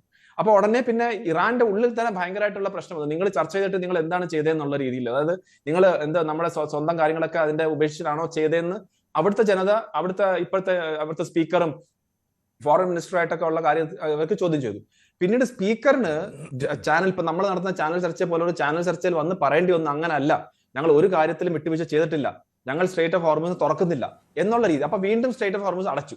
അപ്പൊ അങ്ങനെ വന്ന സമയത്താണ് ഞാൻ പറഞ്ഞ പോലെ ഈ ഒരു കൺഫ്യൂഷൻ നടക്കുന്ന സമയത്താണ് പിന്നെ അപ്പം അതിനിടയ്ക്ക് US പറയാണ്, നിങ്ങൾ അടയ്ക്കുകയാണെങ്കിൽ ഞങ്ങൾ അതിന്റെ കൗണ്ടർ ആയിട്ട് ഞങ്ങൾ അടയ്ക്കുന്നു. അപ്പൊ ഒരിക്കൽ ഓൾറെഡി ബ്ലോക്ക് ആയി കഴിഞ്ഞാൽ സ്ട്രേറ്റ് ഓഫ് ഹോർമൂസിനെ US എങ്ങനെയാണ് വീണ്ടും നേവൽ ബ്ലോക്കേഡ് ചെയ്യുന്നത് എനിക്കതറിയില്ല. പക്ഷെ അങ്ങനെ ഒരു സ്റ്റേറ്റ്മെന്റും വന്നു. ഇതിന്റെ ഇടയ്ക്കാണ് ഈ IRGCയുടെ നേവൽ കോമ്പറ്റൻസ്, അവിടെ വളരെ കുറച്ച് പേര് മാത്രമേ ഉള്ളൂ. നമ്മൾ ആ വിഷ്വൽസ് കണ്ടാൽ തന്നെ അറിയാം, ചെറിയൊരു ബോട്ടിൽ വന്നിട്ടാണ് അവർ ഫയറൊക്കെ ചെയ്തിട്ട് പോകുന്നത്. അവരുടെ അടുത്ത് നിങ്ങൾ ആദ്യം പറഞ്ഞു പോകാമെന്ന്. അപ്പൊ അവരുടെ ആ ലിസ്റ്റിൽ പ്രകാരം 2ാം നമ്പർ ഷിപ്പായിരുന്നു നമ്മുടെ. പക്ഷെ അത് കഴിഞ്ഞിട്ട് ഇങ്ങനത്തെയൊക്കെ മാറി മറിച്ച് സാഹചര്യം വന്നപ്പം കംപ്ലീറ്റ്ലി സ്റ്റോപ്പ് ചെയ്യാന്നുള്ള രീതിയിലേക്ക് വന്നപ്പം അതിന്റെ ഒരു ഇൻഫർമേഷൻ, അതിന്റെ ഒരു കമ്മ്യൂണിക്കേഷൻ അതൊക്കെ എത്തി വരുമ്പോഴത്തേക്ക് അതിന് ധാരാളം പ്രശ്നങ്ങളുണ്ട്. അതിന് നമ്മൾ യുദ്ധത്തിൽ ഫോഗ് ഓഫ് വാർ എന്ന് വേണമെങ്കിൽ പറയാം. അതായത് ഒരു കൺഫ്യൂഷൻ നടക്കുകയാണ്. അതിന്റെ ഇടയ്ക്ക് സംഭവിച്ച ഒരു കാര്യം മാത്രമാണ് ഞാൻ ഇപ്പം ഇതിനെ കാണുന്നത്. ഇത് വീണ്ടും റിപ്പീറ്റ് ചെയ്യുകയാണെങ്കിൽ ഡെഫിനറ്റ്ലി നേരത്തെ ആരോ സൂചിപ്പിച്ച പോലെ ഒരു എന്താ പറഞ്ഞ ഒരു മിസ്ചിഫ് ഉണ്ടോ ഇല്ലെന്ന്, അതായത് എനിക്ക് തോന്നുന്നു ഡോക്ടർ മോഹൻ വർഗീസ്, അതായത് വാർ മോങ്കറേഴ്സ് എന്നുള്ള രീതിയിലേക്കുള്ള ആളുകളുണ്ടെങ്കിൽ അത് നമുക്ക്. പക്ഷെ ഇപ്പോഴത്തെ അവസ്ഥയിൽ എനിക്ക് തോന്നുന്നു ഈ ഒരു കൺഫ്യൂഷൻ ക്രിയേറ്റ് ചെയ്തിരിക്കുന്നതിന്റെ ഭാഗമായിട്ടാണ് ഇതിങ്ങനെ ഒരു സംഭവം നടന്നത്. അതിനുവേണ്ടി നമ്മൾ വളരെ വ്യക്തമായിട്ട് അംബാസിഡറിനെ വിളിച്ച് നമ്മളെ ആശങ്കയും മറ്റു കാര്യങ്ങളൊക്കെ അറിയിച്ചു. ഒരു കാരണവശാലും ഇങ്ങനത്തെ കാര്യങ്ങൾ നമ്മൾ സ്വീകരിക്കത്തില്ല, അതിനകത്ത് യാതൊരു സംശയമില്ല എന്നുള്ള ഒരു കാര്യം പറഞ്ഞു. കാരണം ഇത് നമ്മുടെ സോവറിനിറ്റിയുടെ കാര്യം മാത്രം, അതായത് നമ്മുടെ ഇൻഡിപെൻഡന്റ് ആയിട്ട് നമുക്ക് നേരത്തെ പറഞ്ഞ പോലെ ഈ സ്ട്രേറ്റ് ഓഫ് ഹോർമൂസ് ആരുടെയും സ്വത്തല്ല. അതൊരു ഇപ്പൊ ഈ ഒരു ഗ്ലോബൽ കോമൺസ് എന്ന് പറയുന്ന ഒരു കാര്യമുണ്ട്, ഇതിനകത്ത് എല്ലാവർക്കും അവകാശമുള്ളതാണ്. അപ്പൊ ഫ്രീഡം ഓഫ് നാവിഗേഷന് വേണ്ടി എക്കാലത്തും ഭാരതം നിലപാടെടുത്തിട്ടുള്ള ഒരു രാജ്യമാണ്. അപ്പൊ അങ്ങനെ വരുമ്പം അവിടെ ആർക്കെങ്കിലും ടോൾ കൊടുത്തിട്ടോ അല്ലെങ്കിൽ ആരെങ്കിലും നേവൽ ബ്ലോക്കേഡ് ചെയ്തോ, ഇനി ആരായാലും ശരി, അതിനൊരിക്കലും ഭാരതം അംഗീകരിക്കത്തില്ല. അതാണ് UN-ലും നമ്മളെ പക്ഷം പറഞ്ഞത്. അതുകൊണ്ട് എനിക്ക് തോന്നുന്നു ഇവിടെ ഇന്ന് വളരെ വ്യക്തമായിട്ട് നമ്മുടെ സ്റ്റാൻഡ് പറഞ്ഞിട്ടുണ്ട്. ഇറാനെ സംബന്ധിച്ചോളം വളരെ നല്ല രീതിയിലാണ് ഇറാൻ ഭാരതത്തിനെ കാണുന്നത്. അവരുടെ അംബാസിഡർ ആയാലും ശരി, അവരുടെ ഫോറിൻ മിനിസ്റ്റർ ആയാലും ശരി, വളരെ ഓപ്പൺ ആയിട്ട് പറഞ്ഞിട്ടുണ്ട് ഇന്ത്യ ഒരു സുഹൃത്ത് രാജ്യമാണ്, ഇന്ത്യ ഞങ്ങളെ കൂടെ ഒരു ആപത്ത് സമയത്ത് ഞങ്ങളെ കൂടെ നിന്നിട്ടുണ്ട്. അപ്പൊ ഇന്ത്യയെ സംബന്ധിച്ചോളം ആ നാവിഗേഷൻ വരത്തില്ല എന്ന് വളരെ ക്ലിയർ ആയിട്ടുള്ള ലാംഗ്വേജ് പറഞ്ഞിട്ടുണ്ട്. ഇതൊരു വൺ ടൈം കൺഫ്യൂഷൻ ആയിട്ടാണ് ഞാൻ കാണുന്നത്. ഇനി വരും ദിവസങ്ങളിൽ നമ്മളിപ്പം നാളെ മറ്റന്നാളും ചർച്ച നടന്നു കഴിഞ്ഞാൽ അതിന് എന്തെങ്കിലുമൊക്കെ ഒരു പോസിറ്റീവ് രീതിയിലേക്ക് വരും എന്നുള്ളൊരു വിശ്വാസമുണ്ട്. പക്ഷെ പ്രോബ്ലം എന്ന് വെച്ച് കഴിഞ്ഞാൽ ഇതെല്ലാം കഴിഞ്ഞ് വരുമ്പോൾ ഉടനെ ഡൊണാൾഡ് ട്രംപ് എന്തെങ്കിലും ഒരു സ്റ്റേറ്റ്മെന്റ് പറയും. അതായത് നോക്കൂ, ഞങ്ങൾ അവർ അടിച്ച് തകർക്കും, ഇപ്പൊ അല്ലെങ്കിൽ ഇതൊന്നും ഞാൻ പറഞ്ഞാൽ കേട്ടില്ലെങ്കിൽ ഞാൻ ന്യൂക്ലിയർ ബോംബ് ഇട്ട് കളയും, അങ്ങനെ. അത് കേൾക്കുമ്പോൾ നാച്ചുറലി ഇറാന് ആ ഒരു രീതിയിലേക്ക് അവർക്ക് പിന്മാറേണ്ട കാര്യം അവർക്ക് പറ്റത്തില്ല. കാരണം അവർക്ക് അവരുടെ പെയിൻ ടോളറൻസ്, അതായത് അവർക്ക് ഈ സഹിക്കാൻ പറ്റുന്നതിന്റെ ടോളറൻസ് ധാരാളം ഇപ്പം ഉണ്ട്. അവർക്ക് വേണമെങ്കിൽ ഇനിയും കുറെ കാര്യങ്ങൾ അവർക്ക് പെയിൻ സഹിക്കാം. പക്ഷെ ആ പെയിൻ നമുക്ക് എല്ലാവർക്കും കൂടി ബാധകമാണെന്നുള്ള പ്രോബ്ലം മാത്രമേ ഉള്ളൂ. അതുകൊണ്ട് എനിക്ക് തോന്നുന്നു ഇതിനകത്ത് വലിയൊരു role president of United States Donald ട്രംപിന്റെ തന്നെയാണ്. അദ്ദേഹം കുറച്ചും കൂടെ ഒരു ഡിപ്ലോമാറ്റിക് ആയിട്ടുള്ള രീതിയിലേക്ക് നീങ്ങിക്കഴിഞ്ഞാൽ എനിക്ക് തോന്നുന്നു ഇതിലൊരു പരിഹാരം കാണാം. അതല്ല ഇതേപോലത്തെ വലിയ രീതിയിലുള്ള വാചകവും മറ്റു കാര്യങ്ങളൊക്കെ ചെയ്തു കഴിഞ്ഞാൽ എനിക്ക് തോന്നുന്നില്ല ഇറാൻ ആ കാര്യത്തിൽ എന്തെങ്കിലും രീതിയിൽ പിന്മാറ്റം നടത്തുമോ. തീർച്ചയായും ഇറാനും ഇന്ത്യയുമായി നല്ല ബന്ധത്തിൽ തന്നെയാണ് എന്ന കാര്യം ആ രീതിയിൽ ഇറാൻ തന്നെ സ്ഥിരീകരിക്കുകയും പ്രശ്നങ്ങളൊന്നുമില്ല എന്നത് വ്യക്തമാക്കുകയും ഒക്കെ ചെയ്ത ഒരു സാഹചര്യമുണ്ട്. ഇവിടെ ഇപ്പോൾ താങ്കൾ പറഞ്ഞ കാര്യത്തിൽ ട്രംപ് ഇന്ന് അദ്ദേഹത്തിന്റെ മെസ്സേജിൽ പറഞ്ഞിരിക്കുന്നത് ഞങ്ങൾ ഓൾറെഡി അടച്ചിട്ടിരിക്കുന്ന ഹോർമുസ് എങ്ങനെ ഇറാൻ അടച്ചു എന്ന് അവകാശപ്പെടുന്നു, അത് എങ്ങനെയാണ് ആ അവകാശവാദം എന്ന് എനിക്ക് അറിയില്ല എന്നാണ് ട്രംപ് ഇന്നത്തെ പോസ്റ്റിൽ പറഞ്ഞിരിക്കുന്നത്. ശ്രീ ടി പി ശ്രീനിവാസൻ, നോക്കൂ, ഇവിടെ ഇപ്പോൾ നാളെ ഇസ്ലാമാബാദിൽ ചർച്ചകൾ ഉണ്ടാകും എന്നത് അമേരിക്കൻ പ്രസിഡന്റ് ഡൊണാൾഡ് ട്രംപ് സ്ഥിരീകരിക്കുകയാണ്. അമേരിക്കൻ പ്രതിനിധികൾ എന്തായാലും എത്തുമെന്ന് പറയുന്നു. അത് ജെഡി വാൻസും ടൂഷ്ണറും തന്നെ ആയിരിക്കും എന്നതാണ് മനസ്സിലാക്കുന്നത്. പക്ഷേ ഇറാൻ ഈ ചർച്ചയ്ക്ക് സന്നദ്ധമാണോ എന്ന കാര്യം അറിയിച്ചിട്ടില്ല. അതുകൊണ്ട് തന്നെ ചർച്ചകൾ ഇപ്പോഴും അനിശ്ചിതത്വത്തിലാകുന്നു എന്ന് വരുന്നു. പക്ഷേ എല്ലാ കണ്ണുകളും ഇസ്ലാമാബാദിലേക്കാണ്. ഇസ്ലാമാബാദിൽ വലിയ ഒരുക്കങ്ങൾ ഈ ചർച്ചകൾക്ക് വേണ്ടി നടക്കുന്നു. ഹോട്ടൽസ് ഒക്കെ ഒഴിപ്പിക്കുന്നു. ചർച്ചകൾക്കുള്ള എല്ലാ തരത്തിലുള്ള ആതിഥേയ സൗകര്യങ്ങളും ഒരുക്കുന്നു എന്നതാണ് മനസ്സിലാകുന്നത്. എല്ലാ കണ്ണുകളും വീണ്ടും പാകിസ്ഥാനിലേക്കാണ്. അവിടെ പാകിസ്ഥാൻ ഈ മീഡിയേഷന്റെ ഏറ്റവും പ്രധാനപ്പെട്ട ഒരു രാഷ്ട്രമായി മാറുന്നു. ഇന്ത്യ മീഡിയേഷനൊന്നുമില്ല എന്ന് പറയുമ്പോഴും വളരെ കൃത്യമായ നിലപാടുകൾ ഓരോ വിഷയത്തിലും സ്വീകരിക്കുന്നു. ഈ ഘട്ടത്തിൽ തന്നെ ഇന്ത്യയുടെ കപ്പലുകൾക്ക് നേരെ ഇറാന്റെ ആക്രമണം ഉണ്ടാകുന്നു. ഇന്ത്യ ശക്തമായി പ്രതികരിക്കുമ്പോഴും ഇറാനെതിരെ എന്നാൽ കടുത്ത നിലപാടുകളിലേക്ക് നീങ്ങുന്നില്ല എന്ന ഒരു സാഹചര്യം വരുന്നു. നയതന്ത്ര തലത്തിൽ ഇന്ത്യയുടെ ഏതെങ്കിലും തരത്തിൽ ഇന്ത്യയെ അത് ബാധിക്കുമോ? പാകിസ്ഥാൻ മീഡിയേഷന്റെ ഒരു പ്രധാന രാഷ്ട്രമായി മാറുകയും ഇന്ത്യൻ കപ്പലുകൾ ആക്രമിക്കപ്പെടുകയും ഇന്ത്യക്ക് അതിൽ ഒരു പരിധിക്കപ്പുറമുള്ള ഒരു പ്രതികരണം സാധ്യമാകാതെയും വരുന്ന സാഹചര്യം എന്നത്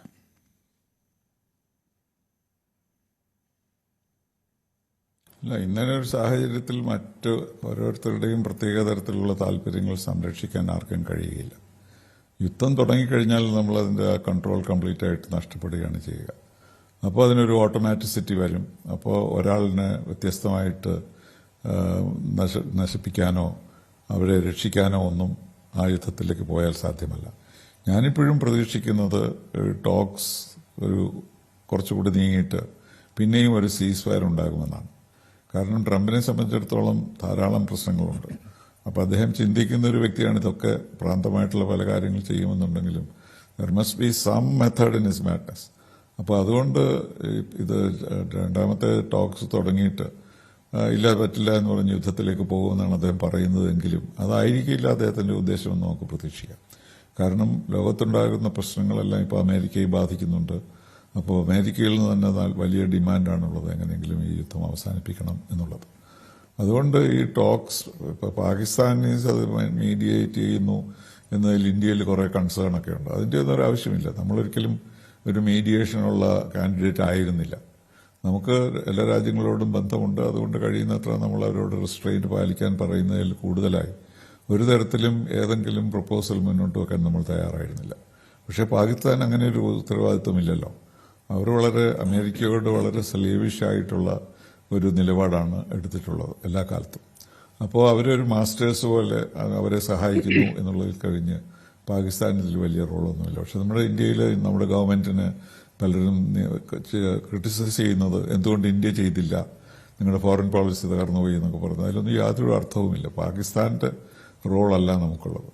പിന്നെ പാകിസ്ഥാൻ ഈ മീഡിയേഷനിലുള്ള ഏറ്റവും വലിയ പ്രശ്നം അവർക്ക് ഇസ്രയേലുമായി യാതൊരു ബന്ധവുമില്ല എന്നുള്ളതാണ്. അത് മനസ്സിലാക്കാതെയാണ് ഈ മീഡിയേഷനിലേക്ക് കടന്നിരിക്കുന്നത്. അപ്പോൾ ലെബനന്റെ കാര്യത്തിൽ പാകിസ്ഥാനാണ് അവിടെ ഇൻക്ലൂഡിങ് ലെബനൻ എന്ന് ഇൻസേർട്ട് ചെയ്തതെന്നാണ് പറയുന്നത്. അത് അമേരിക്കയ്ക്കോ അല്ലെങ്കിൽ ഇസ്രായേലിനോ അവരുമായിട്ടുള്ള കമ്മ്യൂണിക്കേഷൻ ഇല്ലാതെയാണ് അത് ഉൾപ്പെടുത്തിയത് എന്നൊരു some egg on his face already വന്നു കഴിഞ്ഞു. അപ്പോൾ അതുകൊണ്ട് ഇതൊരു വെന്യൂ കൊടുക്കുകയും കുറേ ഒരു സംഭാഷണത്തിന്റെ രീതിയിലേക്ക് മാറുകയും ചെയ്യുന്നു എന്നല്ലാതെ ഒരു നല്ലൊരു പരിഹാരം രണ്ടുപേർക്കും കൂടി മുന്നോട്ട് വയ്ക്കാനുള്ള കഴിവോ സാധ്യതയോ പാകിസ്ഥാന് ഇല്ല എന്നുള്ളതാണ്. അതുകൊണ്ട് നമുക്ക് പ്രതീക്ഷിക്കാവുന്ന ഏറ്റവും നല്ല ഔട്ട്കം മറ്റൊരു സീസ് ഫയറും കൂടെ ഉണ്ടാക്കാൻ ശ്രമിക്കുക എന്നുള്ളതാണ്. അപ്പോൾ ലെബനന്റെ ഇഷ്യൂ ഇപ്പോഴില്ല. അപ്പോൾ സീസ് fire is only directly between Iran and the United States. അപ്പോൾ അങ്ങനെ വരുമ്പോൾ ഒരു സീസ് ഫയറിനും കൂടെ സാധ്യത ഉണ്ട്. കാരണം രണ്ടുപേർക്കും ഒരു തരത്തിലും ഒരു വലിയ യുദ്ധത്തിലേക്കോ അല്ലെങ്കിൽ ആണവ യുദ്ധത്തിലേക്കോ ഒന്നും പോകാൻ ആഗ്രഹം ഉണ്ടാവില്ല നമുക്കറിയാമല്ലോ.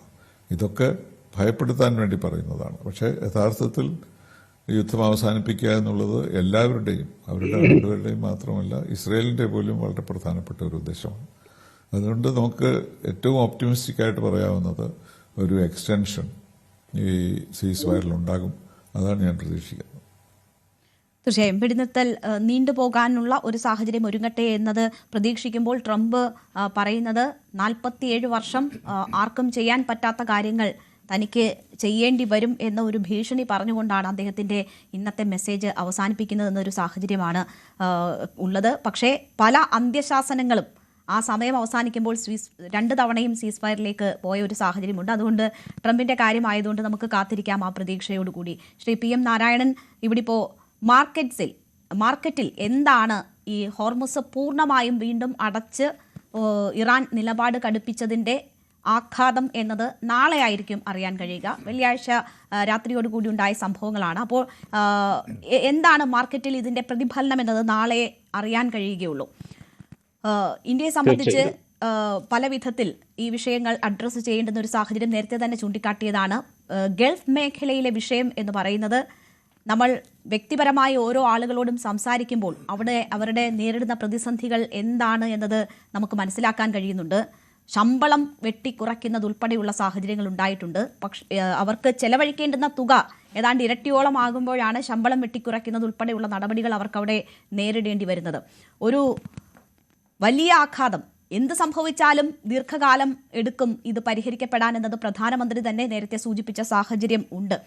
അതുകൊണ്ട് തന്നെ നമ്മൾ കൂടുതൽ കരുതിയിരിക്കുക എന്നതാണോ? ഇപ്പോൾ തന്നെ പല മേഖലകളെ വീണ്ടെടുക്കാൻ സർക്കാരിൻ്റെ ഭാഗത്ത് നിന്ന് എന്ത് ചെയ്യുന്നു എന്നൊരു ചോദ്യം ശക്തമായിട്ടുണ്ട്. അത്തരം ഇടപെടലുകൾ ഇതിനോടകം ഉണ്ടായിട്ടുണ്ട് ഈ സാഹചര്യങ്ങൾ മനസ്സിലാക്കിക്കൊണ്ട് എന്ന് നമുക്ക് കരുതാമോ? മാർക്കറ്റിനെ സംബന്ധിച്ച് പറയുകയാണെങ്കിൽ തീർച്ചയായിട്ടും മാർക്കറ്റിന് ഏറ്റവും വലിയ ശത്രു എന്നത് അനിശ്ചിതത്വമാണ്. ഇപ്പം ഗൾഫ് മേഖലയിലെ വലിയ രീതിയിലുള്ള അക്രമമല്ല ഗൾഫ് മേഖലയിലെ ഇപ്പോൾ പ്രതിസന്ധിയിലാക്കിയിരിക്കുന്നത്. ഗൾഫിലെ അമേരിക്കൻ ടാർഗറ്റുകളെയാണ് ഇറാൻ ആക്രമിച്ചതെങ്കിൽ പോലും ഗൾഫ് മേഖല മൊത്തത്തിൽ അനുഭവിക്കുന്ന ഒരു അൺസർട്ടനിറ്റി ഉണ്ട്, അല്ലെങ്കിൽ ഒരു അനിശ്ചിതത്വമുണ്ട്. ആ അനിശ്ചിതത്വമാണ് ആ മേഖലയിലെ കോർപ്പറേറ്റ് സ്ഥാപനങ്ങളെ എല്ലാം വലിയ രീതിയിൽ ബാധിച്ചിരിക്കുന്നത്. അത് ഇതേപോലെ തുടരുകയാണെങ്കിൽ വൻതോതിലുള്ള പ്രശ്നങ്ങൾ, ബിസിനസ്സിൽ പ്രശ്നങ്ങൾ ആ മേഖലയ്ക്ക് ഉണ്ടാവും. ഇത് ഗൾഫ് മേഖലയ്ക്ക് മാത്രമല്ല, ലോകത്തുള്ള എല്ലാ രാജ്യങ്ങളിലും ഇതിന്റെ റിഫ്ലക്ഷൻസ് വരികയും ചെയ്യും. നേരത്തെ സൂചിപ്പിച്ച പോലെ ഈ പെയിൻ ടോളറൻസ് എന്നത് വളരെ വലിയതായിട്ടുള്ള ഒരു രാജ്യമാണ് ഇറാൻ. പക്ഷേ ആ പെയിൻ ടോളറൻസ് അത്രയും ഇല്ലാത്ത രാജ്യങ്ങളാണ് ഇന്ത്യ അടക്കമുള്ള മറ്റ് ലോകരാജ്യങ്ങളെല്ലാം. അതുകൊണ്ട് തന്നെ ഇറാനോട് പെയിൻ ടോളറൻസുമായി ഒരു കോമ്പറ്റീഷന് നിൽക്കാൻ മറ്റ് രാജ്യങ്ങൾക്ക് ഇപ്പോൾ സാധ്യമല്ല.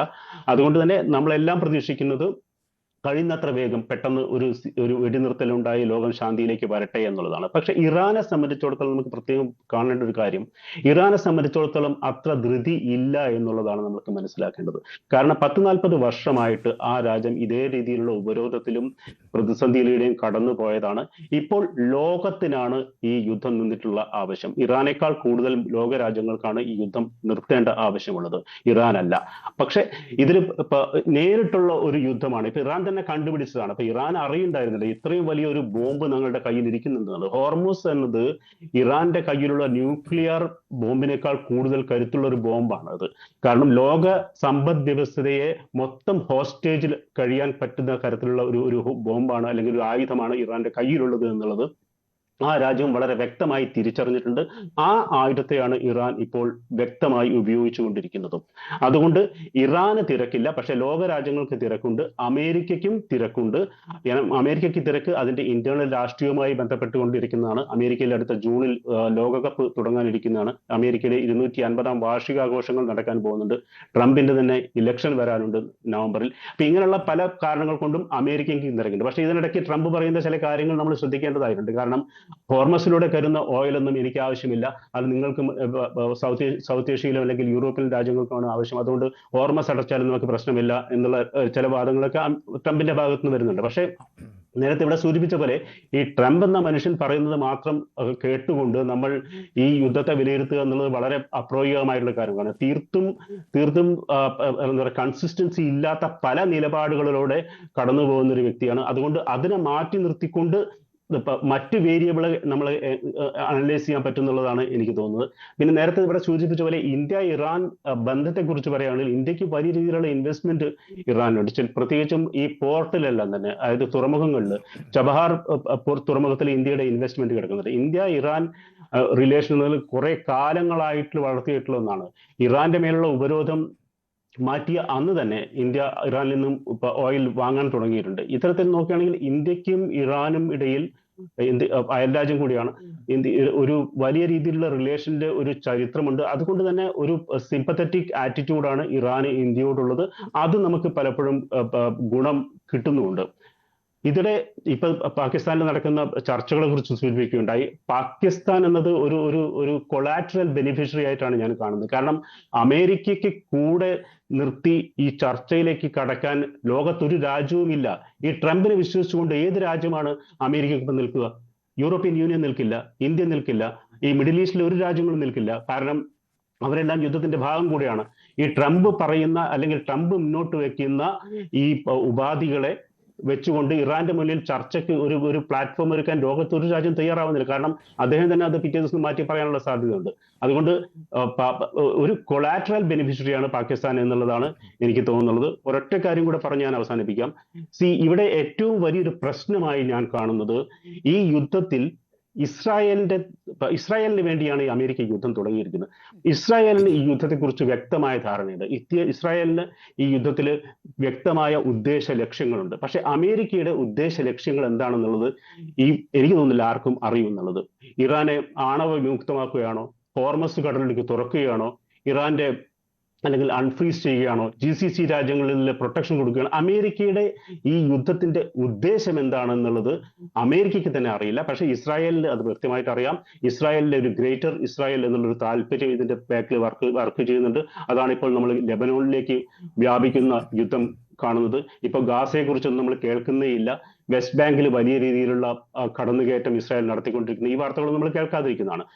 അങ്ങനെ ചുരുക്കി പറയുകയാണെങ്കിൽ ഈ യുദ്ധത്തിന്റെ ഗതി എങ്ങനെ ആവും എന്നുള്ളത് ഇപ്പോൾ നമുക്ക് പ്രിഡിക്റ്റ് ചെയ്യാൻ പറ്റില്ല. പക്ഷെ ഹോപ്പ്ഫുള്ളി നമ്മൾ ഈ പെയിൻ ടോളറൻസ് വളരെ കുറവുള്ള രാജ്യങ്ങൾ എല്ലാവരും കൂടെ ചേർന്നിരിക്കുകയാണെങ്കിൽ ഒരുപക്ഷെ ഇറാനെ കൂടി ഈ ചർച്ചയിലേക്ക് കൊണ്ടുവന്ന് അമേരിക്കയുമായി കൂട്ടിയിരുത്തി ഒരുപക്ഷെ നേരത്തെ ശ്രീനിവാസ സാർ സൂചിപ്പിച്ച ഒരു സീസ് ഫയർ, ഒരു വെടിനിർത്തലെങ്കിലും അടുത്ത ആഴ്ച ഉണ്ടാക്കാൻ പറ്റുമെന്നുള്ളതാണ് വെടിനിർത്തലിന്റെ തുടർച്ച ചർച്ചകളിലൂടെ ഉണ്ടാകും എന്ന പ്രതീക്ഷ അദ്ദേഹവും പങ്കുവെക്കുകയാണ്. ഡോക്ടർ മോഹൻ വർഗീസ്, താങ്കളിലേക്ക് വരുന്നതിന് മുൻപ് ഞാൻ കേണൽ ഡിന്നിയിലേക്ക് ഒന്ന് പോവുകയാണ്. ഡിന്നി, ഇവിടിപ്പോൾ നമ്മളുടെ വിവിധ മേഖലകൾ നേരിടുന്ന വലിയ പ്രതിസന്ധി, ഇതിനോടകം ഈ 50 ദിവസത്തിനോടകം നേരിടുന്ന പ്രതിസന്ധികൾ സൂചിപ്പിക്കപ്പെട്ടുവല്ലോ. SMEകൾ വലിയ രീതിയിൽ പ്രതിസന്ധിയിലാകുന്നുണ്ട് എന്ന ഒരു റിപ്പോർട്ട് കഴിഞ്ഞ ദിവസം വായിക്കുകയുണ്ടായി. വളം മേഖല വലിയ, അതുമൂലം ഫാർമേഴ്സിനുൾപ്പെടെ വലിയ പ്രതിസന്ധികൾ സൃഷ്ടിക്കപ്പെടുകയാണ്. കയറ്റുമതി മേഖല ആദ്യം മുതൽ തന്നെ അഫക്റ്റഡ് ആണ്. അങ്ങനെ പല വിധത്തിൽ പല മേഖലകളെ ഈ യുദ്ധം ബാധിച്ചു കഴിഞ്ഞിരിക്കുകയാണ്. അത് രാജ്യത്തെ എല്ലാ സംസ്ഥാനങ്ങളെയും ബാധിക്കുന്നുണ്ട്. ഇവിടെ ഇപ്പോൾ സർക്കാർ ചില ഇടപെടലുകൾ നടത്തിയിട്ടുണ്ട്. അത് കയറ്റുമതി ഇൻഷുറൻസ് വർദ്ധിപ്പിക്കുന്നത് ഉൾപ്പെടെയുള്ള ചില നടപടികളാണ് സർക്കാരിൻ്റെ ഭാഗത്തു നിന്നും ഉണ്ടായിട്ടുള്ളത്. പക്ഷേ അത് മതിയായതല്ല. വലിയ തൊഴിൽ നഷ്ടം, ഈ SMEകൾ ഉൾപ്പെടെ മറ്റ് മേഖലകൾ ഉൾപ്പെടെ പ്രതിസന്ധിയിലാകുമ്പോൾ അവിടെയൊക്കെ സാധാരണ മനുഷ്യർക്ക് തൊഴിൽ നഷ്ടം ഉണ്ടാകുന്നുണ്ട്. അപ്പോൾ ഇതൊക്കെ അസസ് ചെയ്യുന്നുണ്ടോ, ഇവിടെയൊക്കെ ഇടപെടലുകൾ നടക്കുന്നുണ്ടോ എന്ന ഒരു സംശയം, അല്ലെങ്കിൽ ഉണ്ടാകുന്ന ഇടപെടലുകൾ പര്യാപ്തമാണോ എന്നൊരു സംശയം നിലനിൽക്കുന്നു. ഇതിനോടകം വാണിജ്യ സിലിണ്ടറുകൾക്കും മറ്റും വില കൂടിയ സാഹചര്യമുണ്ട്. തെരഞ്ഞെടുപ്പുകൾ കഴിഞ്ഞാൽ അത് പെട്രോളിലേക്ക് ഡയറക്റ്റായി അഫക്റ്റ് ചെയ്യപ്പെടുമെന്ന് ഓരോ സാധാരണ മനുഷ്യനും ഭയപ്പെട്ടുകൊണ്ടിരിക്കുന്ന സാഹചര്യവും ഒക്കെയാണ്. അപ്പോൾ എങ്ങനെയാണ് സർക്കാരിന്റെ ഈ വിഷയങ്ങളിലെ ഇടപെടൽ, കരുതൽ എന്നതൊരു ചോദ്യമല്ലേ? നോക്കൂ മാം, ഇതിനകത്ത് ഒരു കാര്യം, ഇത് നമ്മൾ നേരത്തെ പറഞ്ഞ പോലെ ഈ ഒരു വിഷയം ഭാരതത്തിനെ മാത്രമല്ല എഫക്ട് ചെയ്തിട്ടുള്ള, ലോകത്തുള്ള എല്ലാ രാജ്യവും. ഇപ്പൊ എത്ര ഈ അമേരിക്ക പറഞ്ഞു ഞങ്ങളെ എഫക്ട് ചെയ്യുന്നില്ല, അവിടെയും എഫക്ട് ചെയ്തിട്ടുണ്ട്. അതിനകത്ത് യാതൊരു സംശയമില്ല. അവർ നല്ല രീതിയിൽ എഫക്ട് ചെയ്തിട്ടുണ്ട്. തീർച്ചയായിട്ടും എന്നെയും മാഡത്തിനെ പോലെ ഇവിടെയുള്ള എല്ലാവരും സാധാരണക്കാരുള്ള ആളുകളെയും എഫക്ട് ചെയ്യുന്നുണ്ട്. അതിനെ നമ്മൾ എത്രമാത്രം നേരത്തെ പറഞ്ഞു ഈ പെയിൻ ടോളറൻസ് ഭാരതത്തിനകത്ത് എത്രമാത്രം നമുക്ക് അതിനെ കുറച്ചു കൊണ്ടുവരാൻ പറ്റും എന്നുള്ള, അല്ലെങ്കിൽ അതിനെ പതുക്കെ നമ്മൾക്ക് സാധാരണക്കാർക്ക് ആ പെയിൻ പോകാതിരിക്കാനുള്ള ഒരു ശ്രമമാണ് നടത്തുന്നത്. ലോകത്തുള്ള മിക്ക രാജ്യങ്ങളിലും ഇന്ന് പെട്രോളിന്റെ ഒക്കെ വില പല മടങ്ങായിട്ട് കൂടിയിട്ടുണ്ട്. പക്ഷേ ഈ ഭാരതത്തിന്റെ കഴിഞ്ഞ ഒരു ഒരു 7 ആഴ്ചയായിട്ട് ഈ യുദ്ധം നടക്കുന്നെങ്കിലും ഇതുവരെ നമ്മൾ ഒന്നും ചെയ്തിട്ടില്ല. ഇപ്പൊ 7 ആഴ്ചക്ക് മുമ്പേ ഇലക്ഷൻ ഒക്കെ ഇലക്ഷന്റെ അതൊക്കെ ഒരു ഷോർട്ട് ടേം ആയിട്ടുള്ള ഒരു പൊളിറ്റിക്കൽ ആയിട്ടുള്ള കാര്യങ്ങൾ മാത്രമാണ്. പക്ഷെ ഓവറോൾ ഒരു സ്ട്രാറ്റജി ഉണ്ട്. ആ സ്ട്രാറ്റജിയിൽ ഡെയിലി മോണിറ്ററിങ്ങും ഡെയിലി ആയിട്ടുള്ള ഓരോ മിനിസ്ട്രീസ് അവരവരുടെ രീതിയിൽ, കാരണം ഇതിനകത്ത് ഇപ്പം തന്നെ പല റിപ്പോർട്ട്സ് വരുന്നത് ഏകദേശം 1% പോലും ചിലപ്പോൾ GDP ഗ്രോത്തിന് തന്നെ എഫക്ട് ചെയ്യുന്ന ഒരു കാര്യമാണ്. ഇപ്പൊ ഈ ഒരു എനർജി കൺസ്ട്രെയിന്റ് വരുമ്പോൾ അത് തീർച്ചയായിട്ടും അത് വലിയൊരു പ്രോബ്ലം വരും. അപ്പൊ ആ പ്രോബ്ലത്തിനെ നമ്മൾ കണ്ടുകൊണ്ട് അതിനെ എങ്ങനെ നമുക്ക് എത്രമാത്രം അതിനെ കുറച്ചുകൊണ്ട് വരാം എന്നുള്ളൊരു ശ്രമമാണ് നടത്തിക്കൊണ്ടിരിക്കുന്നത്. തീർച്ചയായിട്ടും മാഡം പറഞ്ഞ പോലെ MSME സെക്ടറിൽ, നമ്മുടെ ടെക്സ്റ്റൈൽ സെക്ടറിൽ, നമ്മുടെ ഫെർട്ടിലൈസറിൽ, ഇതിലെല്ലാത്തിലും നമുക്കൊരു എഫക്ട്, പക്ഷെ അതിനെ കുറച്ചുകൊണ്ട് വരുന്നത്. അപ്പൊ അതിന്റെ ഒരു കാര്യം എന്ന് വെച്ചാൽ നമ്മളിപ്പോൾ ഡൈവേഴ്സിഫൈ ചെയ്തു. നമ്മളിപ്പം ഈ ഒരു ഏരിയയിൽ നിന്ന് മാത്രമല്ല നമ്മൾ ഈ കാര്യങ്ങളൊക്കെ വരുന്നത്. അപ്പൊ അത് നമ്മൾ ചെയ്തുകൊണ്ട് ഇനി ഈ വരുന്ന ദിവസങ്ങളിൽ മറ്റ് സ്ഥലത്ത് നിന്നൊക്കെ, ഇപ്പോൾ കാനഡയിൽ നിന്നാലും ശരി, ഓസ്ട്രേലിയയിൽ നിന്നാലും ശരി, അവിടെ നിന്നൊക്കെ വരുന്ന കാര്യങ്ങൾ നമുക്ക് കുറച്ചും കൂടെ കൂടുതൽ നമുക്ക് കിട്ടാൻ തുടങ്ങും. അപ്പോഴും നമുക്ക് ഇങ്ങനത്തെ ഇത്രയും വലിയൊരു ഇഷ്യൂ വരത്തില്ല. 2, ഇപ്പൊ തന്നെ നേരത്തെ പറഞ്ഞ പോലെ ഭാരത് മാരിടൈം ഇൻഷുറൻസ് BMI എന്ന് പറഞ്ഞൊരു പുതിയ കാര്യം തുടങ്ങിയിട്ടുണ്ട്. അത് ഇന്നലെ മെനഞ്ഞാന്ന് തുടങ്ങിയ കാര്യമാണ്. എന്താണ് അതിന്റെ ഗുണം? ഇപ്പം നമ്മളിപ്പോ ഇന്നലെ നമ്മൾ ഈ ഷിപ്പിനെ അറ്റാക്ക് ചെയ്തു. ആ ഷിപ്പിനെ അറ്റാക്ക് ചെയ്യുന്ന രീതിയിലേക്കുള്ള അവരെ ഇൻഷുറൻസ് കവറേജ് കൊടുക്കുന്നത് ലണ്ടനിലുള്ള എല്ലാ കമ്പനീസാണ്. അപ്പൊ അവർ അതിൽ നിന്ന് കോടിക്കണക്കിന് പൈസയാണ് ഉണ്ടാക്കുന്നത്. കോടിക്കണക്കിന് പൈസ മാത്രമല്ല, അവരുടെ ആ പോളിസി അനുസരിച്ച് അവരുടെ പല കൺട്രോളും ഈ ഷിപ്പിംഗ് ഇതിനകത്തുണ്ട്. അതിൽ നിന്ന് ഇന്ത്യ ഇങ്ങനെ ഒരു കാര്യം വന്നപ്പോൾ, ഇങ്ങനൊരു ക്രൈസിസ് വന്നപ്പോൾ അതിനൊരു ഓപ്പർച്യൂണിറ്റി ആക്കി മാറ്റി നമ്മൾ സ്വന്തമായിട്ടുള്ള ഇൻഷുറൻസ്, അതായത് ഇന്ത്യൻ ഗവൺമെന്റിന്റെ സോവറിൻ ആയിട്ടുള്ള രീതിയിലേക്കുള്ള ഒരു ഗ്യാരണ്ടി പോലും കൊടുക്കാൻ തയ്യാറായിട്ടുള്ള രീതിയിലേക്കാണ് പോകുന്നത്. അതായത് പ്രോഫിറ്റ് മേക്കിംഗ് അല്ല, ഒരു കാരണവശാലും ഇങ്ങനെ ഒരു സംഭവം വരികയാണെങ്കിൽ നമ്മളെ എനർജി സപ്ലൈ ഒരിക്കലും അത് തടയാൻ പാടില്ല എന്നുള്ള ഒരു ഗ്യാരണ്ടി എന്നുള്ള നിലയിൽ നമ്മൾ അത് ചെയ്യുന്നു. അപ്പൊ ഞാൻ പറഞ്ഞു വന്നത്, ഒരു ചാലഞ്ച് വരുമ്പോൾ അതിനെ ഒരു ഓപ്പർച്യൂണിറ്റി ആക്കി മാറ്റി, ആ ക്രൈസിസ് വരുമ്പോൾ ഒരു ഓപ്പർച്യൂണിറ്റി ആക്കി മാറ്റി മുന്നോട്ട് പോവുകയാണ്. പക്ഷെ ഡെഫിനറ്റ്ലി ധാരാളം കാര്യങ്ങൾ ചെയ്യാനുണ്ട്, അത് ചെയ്തുകൊണ്ടിരിക്കുകയാണ്. ആസ് ആൻഡ് വെൻ നമ്മൾ കണ്ടുകൊണ്ടിരിക്കുമ്പോൾ അതിന്റെ പല ഇഷ്യൂസ് എന്ന് പറഞ്ഞാൽ നമ്മുടെ US-ഉമായിട്ടുള്ള ഒരു ഇഷ്യൂ ഓൾറെഡി ഉണ്ടായിരുന്നു. US-ഉം ഇന്ത്യയുമായിട്ടുള്ള ട്രേഡിന്റെ നമുക്ക് അറിഞ്ഞാൽ എങ്ങനെയാണെന്ന് അത് ഇതുവരെ ഫൈനലൈസ് ചെയ്തിട്ടില്ല. കാരണം അതിന്റെ ഫൈനലൈസ് ചെയ്യുന്ന സമയത്താണ് ഈ ഒരു ക്രൈസിസ് പൊട്ടിയത്. അപ്പം അത് മാത്രമല്ല US-ന്റെ ഇന്റർണൽ ആയിട്ട് പല ഇഷ്യൂസും ഉണ്ടായിരുന്നു. അപ്പൊ അങ്ങനെയുള്ള ധാരാളം മേഖലയിൽ ഇഷ്യൂസ് ഉണ്ട്. പക്ഷെ അതിനെ ഹാൻഡിൽ ചെയ്യുന്നുണ്ട്. ഇതുവരെ സാധാരണക്കാരെ അത്രയും വലിയ രീതിയിൽ ഡെഫിനറ്റ്ലി എഫക്ട് ചെയ്യും. എന്റെ വീട്ടിലും അങ്ങയുടെ വീട്ടിലൊക്കെ എല്ലാവരുടെയും വീട്ടിൽ എഫക്ട് ചെയ്തിട്ടുണ്ട്. പക്ഷെ വലിയ രീതിയിലേക്ക് തെരുവിലേക്ക് ഇറങ്ങാൻ പറ്റുന്ന രീതി, ഒരു പ്രക്ഷോഭത്തിലേക്കോ അല്ലെ അങ്ങനത്തെ ഒരു രീതിയിലേക്ക് ദൈവത്തിന്റെ അനുഗ്രഹം കൊണ്ട് ഇതുവരെ നമ്മൾ അങ്ങനെ പോയിട്ടില്ല. എനിക്ക് തോന്നുന്നു അത് അങ്ങനത്തെ ഒരു സ്ഥിതി വരുത്തില്ല. വരും ദിവസങ്ങളിൽ ഇത് സ്റ്റെബിലൈസ് ആവും. പക്ഷെ കുറച്ച് സമയം ഡെഫിനറ്റ്ലി എടുക്കും. തീർച്ചയായും നമുക്കറിയാം, മറ്റ് ഏഷ്യ രാഷ്ട്രങ്ങൾ ഒക്കെ പല വിധത്തിൽ അവധികൾ നൽകിയും ഒക്കെ ആദ്യം മുതൽ തന്നെ പിടിച്ചു നിൽക്കാൻ പറ്റാത്ത സാഹചര്യം ഉണ്ടായിട്ടുണ്ട്. അതുപോലെ എത്തിയിട്ടില്ല എന്നൊരു സാഹചര്യമാണ് സൂചിപ്പിക്കുന്നത്. ഡോക്ടർ മോഹൻ വർഗീസ്, ഇവിടെ ഇപ്പോൾ ഇന്ന് ട്രംപ് ഒരു ചർച്ചയുടെ സാധ്യത, ഇറാൻ സന്നദ്ധതയെ അറിയിച്ചിട്ടില്ല, സമുഷ്ടീകരിച്ച യുറേനിയം കൈമാറിക്കൊണ്ടുള്ള അല്ലെങ്കിൽ അതുമായി ബന്ധപ്പെട്ടുള്ള ഒരു ചർച്ചയ്ക്കും ഇറാൻ ഇല്ല എന്നതാണ് ഇറാൻ പ്രതിനിധി ഇന്നും വ്യക്തമാക്കിയിരുന്നത്. ആ സാഹചര്യത്തിൽ പോലും ഞങ്ങൾ പ്രതിനിധിയെ അയച്ചിട്ടുണ്ട് എന്നത് ട്രംപ് പറയുന്നത് ആ ചർച്ച എത്രമാത്രം പ്രധാനമാണ് അമേരിക്കയ്ക്കും എന്നത് വ്യക്തമാക്കുന്നതാണ്. അപ്പോൾ പോലും അതിൽ വെല്ലുവിളികൾ വാരി വിതറുന്നുണ്ട് ട്രംപ്. നിങ്ങൾ ഹോർമുസ് അടച്ചിട്ടുണ്ടെങ്കിൽ നഷ്ടം നിങ്ങൾക്കാണ്, ഞങ്ങളുടെ തീരത്തേക്ക് കൂടുതൽ കപ്പലുകൾ എത്തിക്കൊണ്ടിരിക്കുകയാണ്, അത് ഞങ്ങൾക്ക് നേട്ടമാണ് എന്ന് പറയുന്നു. IRGCയെ കളിയാക്കുന്നുണ്ട്. ശക്തർ എന്ന് അവകാശപ്പെടുന്നവരെന്ന് കോഡ്സിൽ ഇട്ടുകൊണ്ട് IRGCയെ കളിയാക്കുന്നുണ്ട്. മാത്രവുമല്ല, ഈ 47 വർഷം ആർക്കും ചെയ്യാൻ പറ്റാത്തത് ഞാൻ ചെയ്യും, അതിനെനിക്ക് അവസരം ഉണ്ടാവുകയാണെങ്കിൽ എന്ന് പറയുന്നു. എല്ലാ പാലങ്ങളും തകർത്ത് കളയും ഇറാനിലെന്ന് പറയുന്നു. ഇതേ ട്രംപ് തന്നെയാണ് വെടിനിർത്തലിലേക്ക് എത്തിയ, ലോകം ഉറ്റുനോക്കിയ ഹോർമുസ് തുറന്നു എന്ന വാർത്തകൾക്ക് ശേഷം അദ്ദേഹത്തിന്റെ പ്രതികരണമാണ് ഇറാനെ ചൊടിപ്പിക്കുകയും മണിക്കൂറുകൾക്കുള്ളിൽ അത് അടയ്ക്കേണ്ടുന്ന സാഹചര്യം ഉണ്ടാക്കുകയും ചെയ്തത്. അനാവശ്യമായ അദ്ദേഹത്തിന്റെ അവകാശവാദങ്ങളാണ് ആ പ്രതിസന്ധിയിലേക്കൊക്കെ വീണ്ടും കാര്യങ്ങളെ എത്തിച്ചിരിക്കുന്നത്. ട്രംപ് ഈ നിലയിൽ തുടർന്നാൽ ചർച്ചകളിലൂടെ പ്രശ്നം പരിഹരിക്കപ്പെടാനുള്ള സാധ്യത എത്രമാത്രമുണ്ടെന്ന് താങ്കൾ കരുതുന്നു? നാളെ ഒരു ചർച്ചയ്ക്ക് വേദി ഒരുങ്ങാനുള്ള സാധ്യത ഈ നൽകിയിട്ടുള്ള ട്രൂത്ത് സോഷ്യലിലെ മെസ്സേജ് ഇതാണ് എങ്കിൽ ഉണ്ടാകുമോ? രേണുക, ഇപ്പോൾ നടക്കുന്ന നയതന്ത്ര പ്രക്രിയ ഒരു റോളർ കോസ്റ്റർ റൈഡ് പോലെയാണ്. ഒരു അപ്പ് സ്വിങ്, ഡൗൺ സ്വിങ്, വീണ്ടും അപ്പ് ആൻഡ് ഡൗൺ. ഇതെല്ലാം സംഭവിക്കുന്നത് ട്രംപിൻ്റെ ഭാഗത്തു നിന്ന് അടിക്കടി ഉണ്ടാകുന്ന വിടുവ പറച്ചിലാണ്. ഉദാഹരണത്തിന്, ഇത്രയും ഒരു കഷ്ടപ്പെട്ടുണ്ടാക്കിയെടുത്ത ഒരു വെടിനിർത്തൽ, അല്ലെങ്കിൽ അത് തുടരാൻ ഒരു തീരുമാനമെടുത്ത് മുന്നോട്ട് പോകുമ്പോൾ എന്തുകൊണ്ട് ട്രംപ് പറഞ്ഞു ഇറാൻ്റെ കൈവശമുള്ള 450 പരം കിലോഗ്രാം സമ്പുഷ്ടീകരിച്ച ഭാഗികമായി 60% സമ്പുഷ്ടീകരിച്ച യുറേനിയം തങ്ങൾക്ക് നൽകാൻ ഇറാൻ സമ്മതിച്ചു കഴിഞ്ഞു എന്ന് പറഞ്ഞാൽ ഈ പറയുന്നതിനൊരു സ്ഥിരീകരണം ഉണ്ടാകണമല്ലോ. ഇറാൻ്റെ ഭാഗത്തു നിന്ന് യാതൊരു സ്ഥിരീകരണവും ഉണ്ടായില്ല. അപ്പം ലോകം മുഴുവൻ വിചാരിച്ചത് അങ്ങനൊരു കാര്യത്തിൽ ഇറാൻ ഒരു ധാരണയിലെത്തി. സമ്പുഷ്ടീകരിച്ച യുറേനിയം ഒരുപക്ഷെ റഷ്യ എടുത്തുകൊള്ളാം എന്നാണ് വ്ളാഡിമിർ പുടിൻ പറഞ്ഞത്. റഷ്യൻ പ്രസിഡന്റ് ചർച്ചയ്ക്കുള്ള സന്നദ്ധതയും ഒരുപക്ഷെ ഹോസ്റ്റ് ചെയ്യാൻ, ഒരു ചർച്ചയുടെ മധ്യസ്ഥത വഹിക്കാനുള്ള സന്നദ്ധത ഉൾപ്പെടെ പറഞ്ഞതാണ്. ഇറാനെ സംബന്ധിച്ചിടത്തോളം സുഹൃത്ത് രാജ്യമായ ചൈന ന്യൂക്ലിയർ പവറാണ്, റഷ്യ ന്യൂക്ലിയർ പവറാണ്. അവിടെ ഏതെങ്കിലും രാജ്യത്തേക്ക് മാറ്റാം, അല്ല എങ്കിൽ IAEAയുടെ നിരീക്ഷണത്തിൽ കൊണ്ടുവന്ന് അല്ലെങ്കിൽ വേറെ ഏതെങ്കിലും സുരക്ഷിതമായ കേന്ദ്രത്തിലേക്ക് മാറ്റാം. ഇത് അമേരിക്കയിലേക്ക് തന്നെ ഈ ആണവ ഇന്ധനം മാറ്റുന്നു എന്ന് പറയുമ്പോൾ അതിന് സ്ഥിരീകരണമില്ലാത്ത കാര്യങ്ങൾ വിടുവായായി നിരന്തരം പറയുകയാണ്. അതുമാത്രമല്ല, ഒരു നിമിഷം ഹോർമോസ് അടച്ചു എന്ന് പറയുന്നു, പിറ്റേന്ന് തുറക്കുമെന്ന് പറയുന്നു, പിറ്റേന്ന് റഷ്യയുടെയും ചൈനയുടെയും സഹായത്തോടു കൂടെ തുറക്കുമെന്ന് പറയുന്നു. ഇത് ലോകത്തിൻ്റെ ആവശ്യമാണ്, ഞങ്ങളുടെ ആവശ്യമല്ല, ഒരു തുള്ളി എണ്ണ ഞങ്ങൾക്ക് ഇവിടുന്ന് കൊണ്ടുപോകേണ്ട ആവശ്യമില്ല എന്ന് പറയുന്നു. പിറ്റേന്ന് പറയുന്നു ഞങ്ങൾ ആരും സഹായിച്ചില്ലെങ്കിലും ഞങ്ങൾ ഏകപക്ഷീയമായി തുറക്കുമെന്ന് പറയുന്നു. പിന്നീട് പറയുന്നു ആയത്തുള്ളയും ഞാനും ചേർന്ന് ഹോർമോസിൻ്റെ നിയന്ത്രണം അങ്ങ് ഏറ്റെടുക്കാം എന്ന് പറയുന്നു.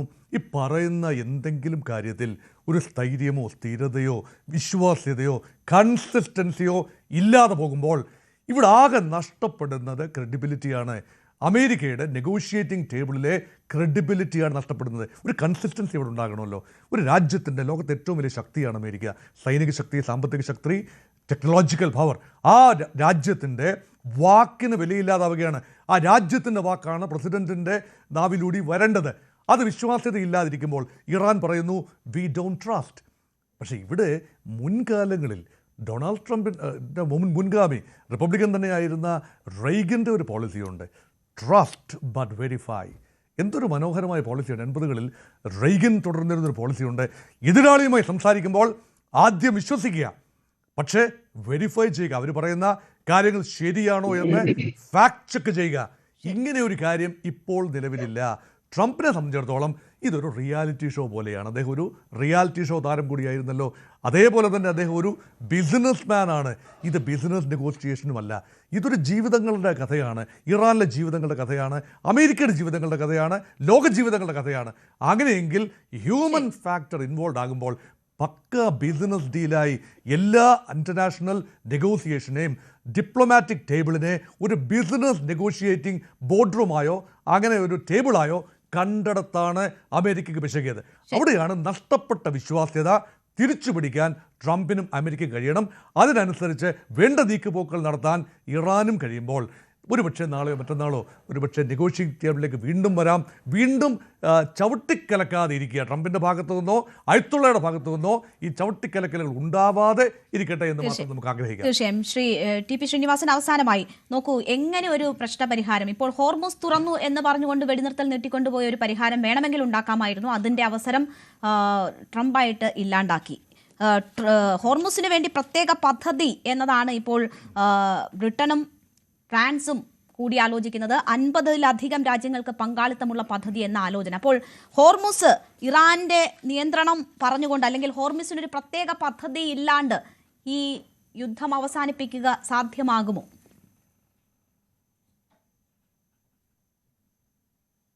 ഇല്ല, കാരണം ഇപ്പോഴേ അമേരിക്ക പറയുന്നത് അതല്ലല്ലോ ഏറ്റവും പ്രധാനമായ പ്രശ്നമായി പറയുന്നത്. ന്യൂക്ലിയർ ഇഷ്യൂ തന്നെയാണ്. അപ്പോൾ തിരിച്ചു പോയിരിക്കുകയാണ് പണ്ട് 2015 നടത്തിയ എഗ്രിമെൻറ്റിൽ നിന്ന്. അതിൽ ബെറ്ററായിട്ടുള്ളൊരു എഗ്രിമെൻ്റ് എങ്ങനെ കിട്ടുമെന്നുള്ളതാണ് അമേരിക്ക ശ്രമിക്കുന്നത്. അപ്പോൾ അത് ആണ് ഏറ്റവും വലിയ പ്രശ്നമായി അവർ ചൂണ്ടിക്കാണിക്കുന്നത്. അതുകൊണ്ട് ഹോർമോസിലൊരു തുടർച്ചയായി ഇത് തുറന്നുവെന്ന് വന്നാൽ പോലും ഈ യുദ്ധം അവസാനിക്കാൻ പോകുന്നില്ല. അവരാ ഡിമാൻഡ്, ന്യൂക്ലിയർ ഡിമാൻഡ് അവർ മുന്നോട്ട് മാറ്റാത്ത സ്ഥിതിക്ക് യുദ്ധം തുടരാനാണ് സാധ്യത. പക്ഷേ സീസ് ഫയർ ഉണ്ടാകാം, അതിൻ്റെ പശ്ചാത്തലത്തിൽ പുതിയ ചർച്ചകൾ ഉണ്ടാകാം. പാകിസ്ഥാൻ ഇതിലൊരു റോളും ഉണ്ടാകാൻ സാധ്യതയില്ല. പക്ഷേ മറ്റു രാജ്യങ്ങൾ, ഇപ്പം യൂറോപ്പ് കുറച്ചൊക്കെ ഇതിൽ ഇൻവോൾവ് ആയി തുടങ്ങിയിട്ടുണ്ട്. അപ്പോൾ അങ്ങനെ ഒരു സാധ്യതകൾ വന്നാൽ പഴയ 5 group permanent members +2+1 that is Germany, അങ്ങനെയുള്ളൊരു ഗ്രൂപ്പ് ഇതിലേക്ക് വീണ്ടും വരും എന്നാണ് ഞാൻ പ്രതീക്ഷിക്കുന്നത്. അതായിരിക്കാം ഒരുപക്ഷെ യുദ്ധം അവസാനിപ്പിക്കുന്നതിനുള്ള ഒരു മാർഗം. ശരി, എന്തായാലും നമുക്ക് പ്രതീക്ഷയോടെ കാത്തിരിക്കാം. നാളെ ചർച്ച നടക്കുന്നോ എന്നതുൾപ്പെടെയുള്ള കാര്യങ്ങളിൽ പ്രതീക്ഷയോടെ കാത്തിരിക്കാം. വളരെ നന്ദി ചർച്ചയിൽ പങ്കെടുത്ത എല്ലാ അതിഥികൾക്കും. ഇറാൻ യുദ്ധത്തിൽ ഇന്ത്യക്ക് ആശങ്കയേറുന്നോ എന്നതായിരുന്നു പ്രേക്ഷകരോട് നമ്മൾ ചോദിച്ച ചോദ്യം. അതേ എന്ന് പറയുന്നു 78% പേർ, അല്ല എന്ന് പറയുന്നത് 20% പേർ മാത്രം. നിഷ്പക്ഷമായ അഭിപ്രായം രേഖപ്പെടുത്തിയത് 2% പേർ. പ്രൈം ഡിബേറ്റ് പൂർണ്ണമാകുന്നു.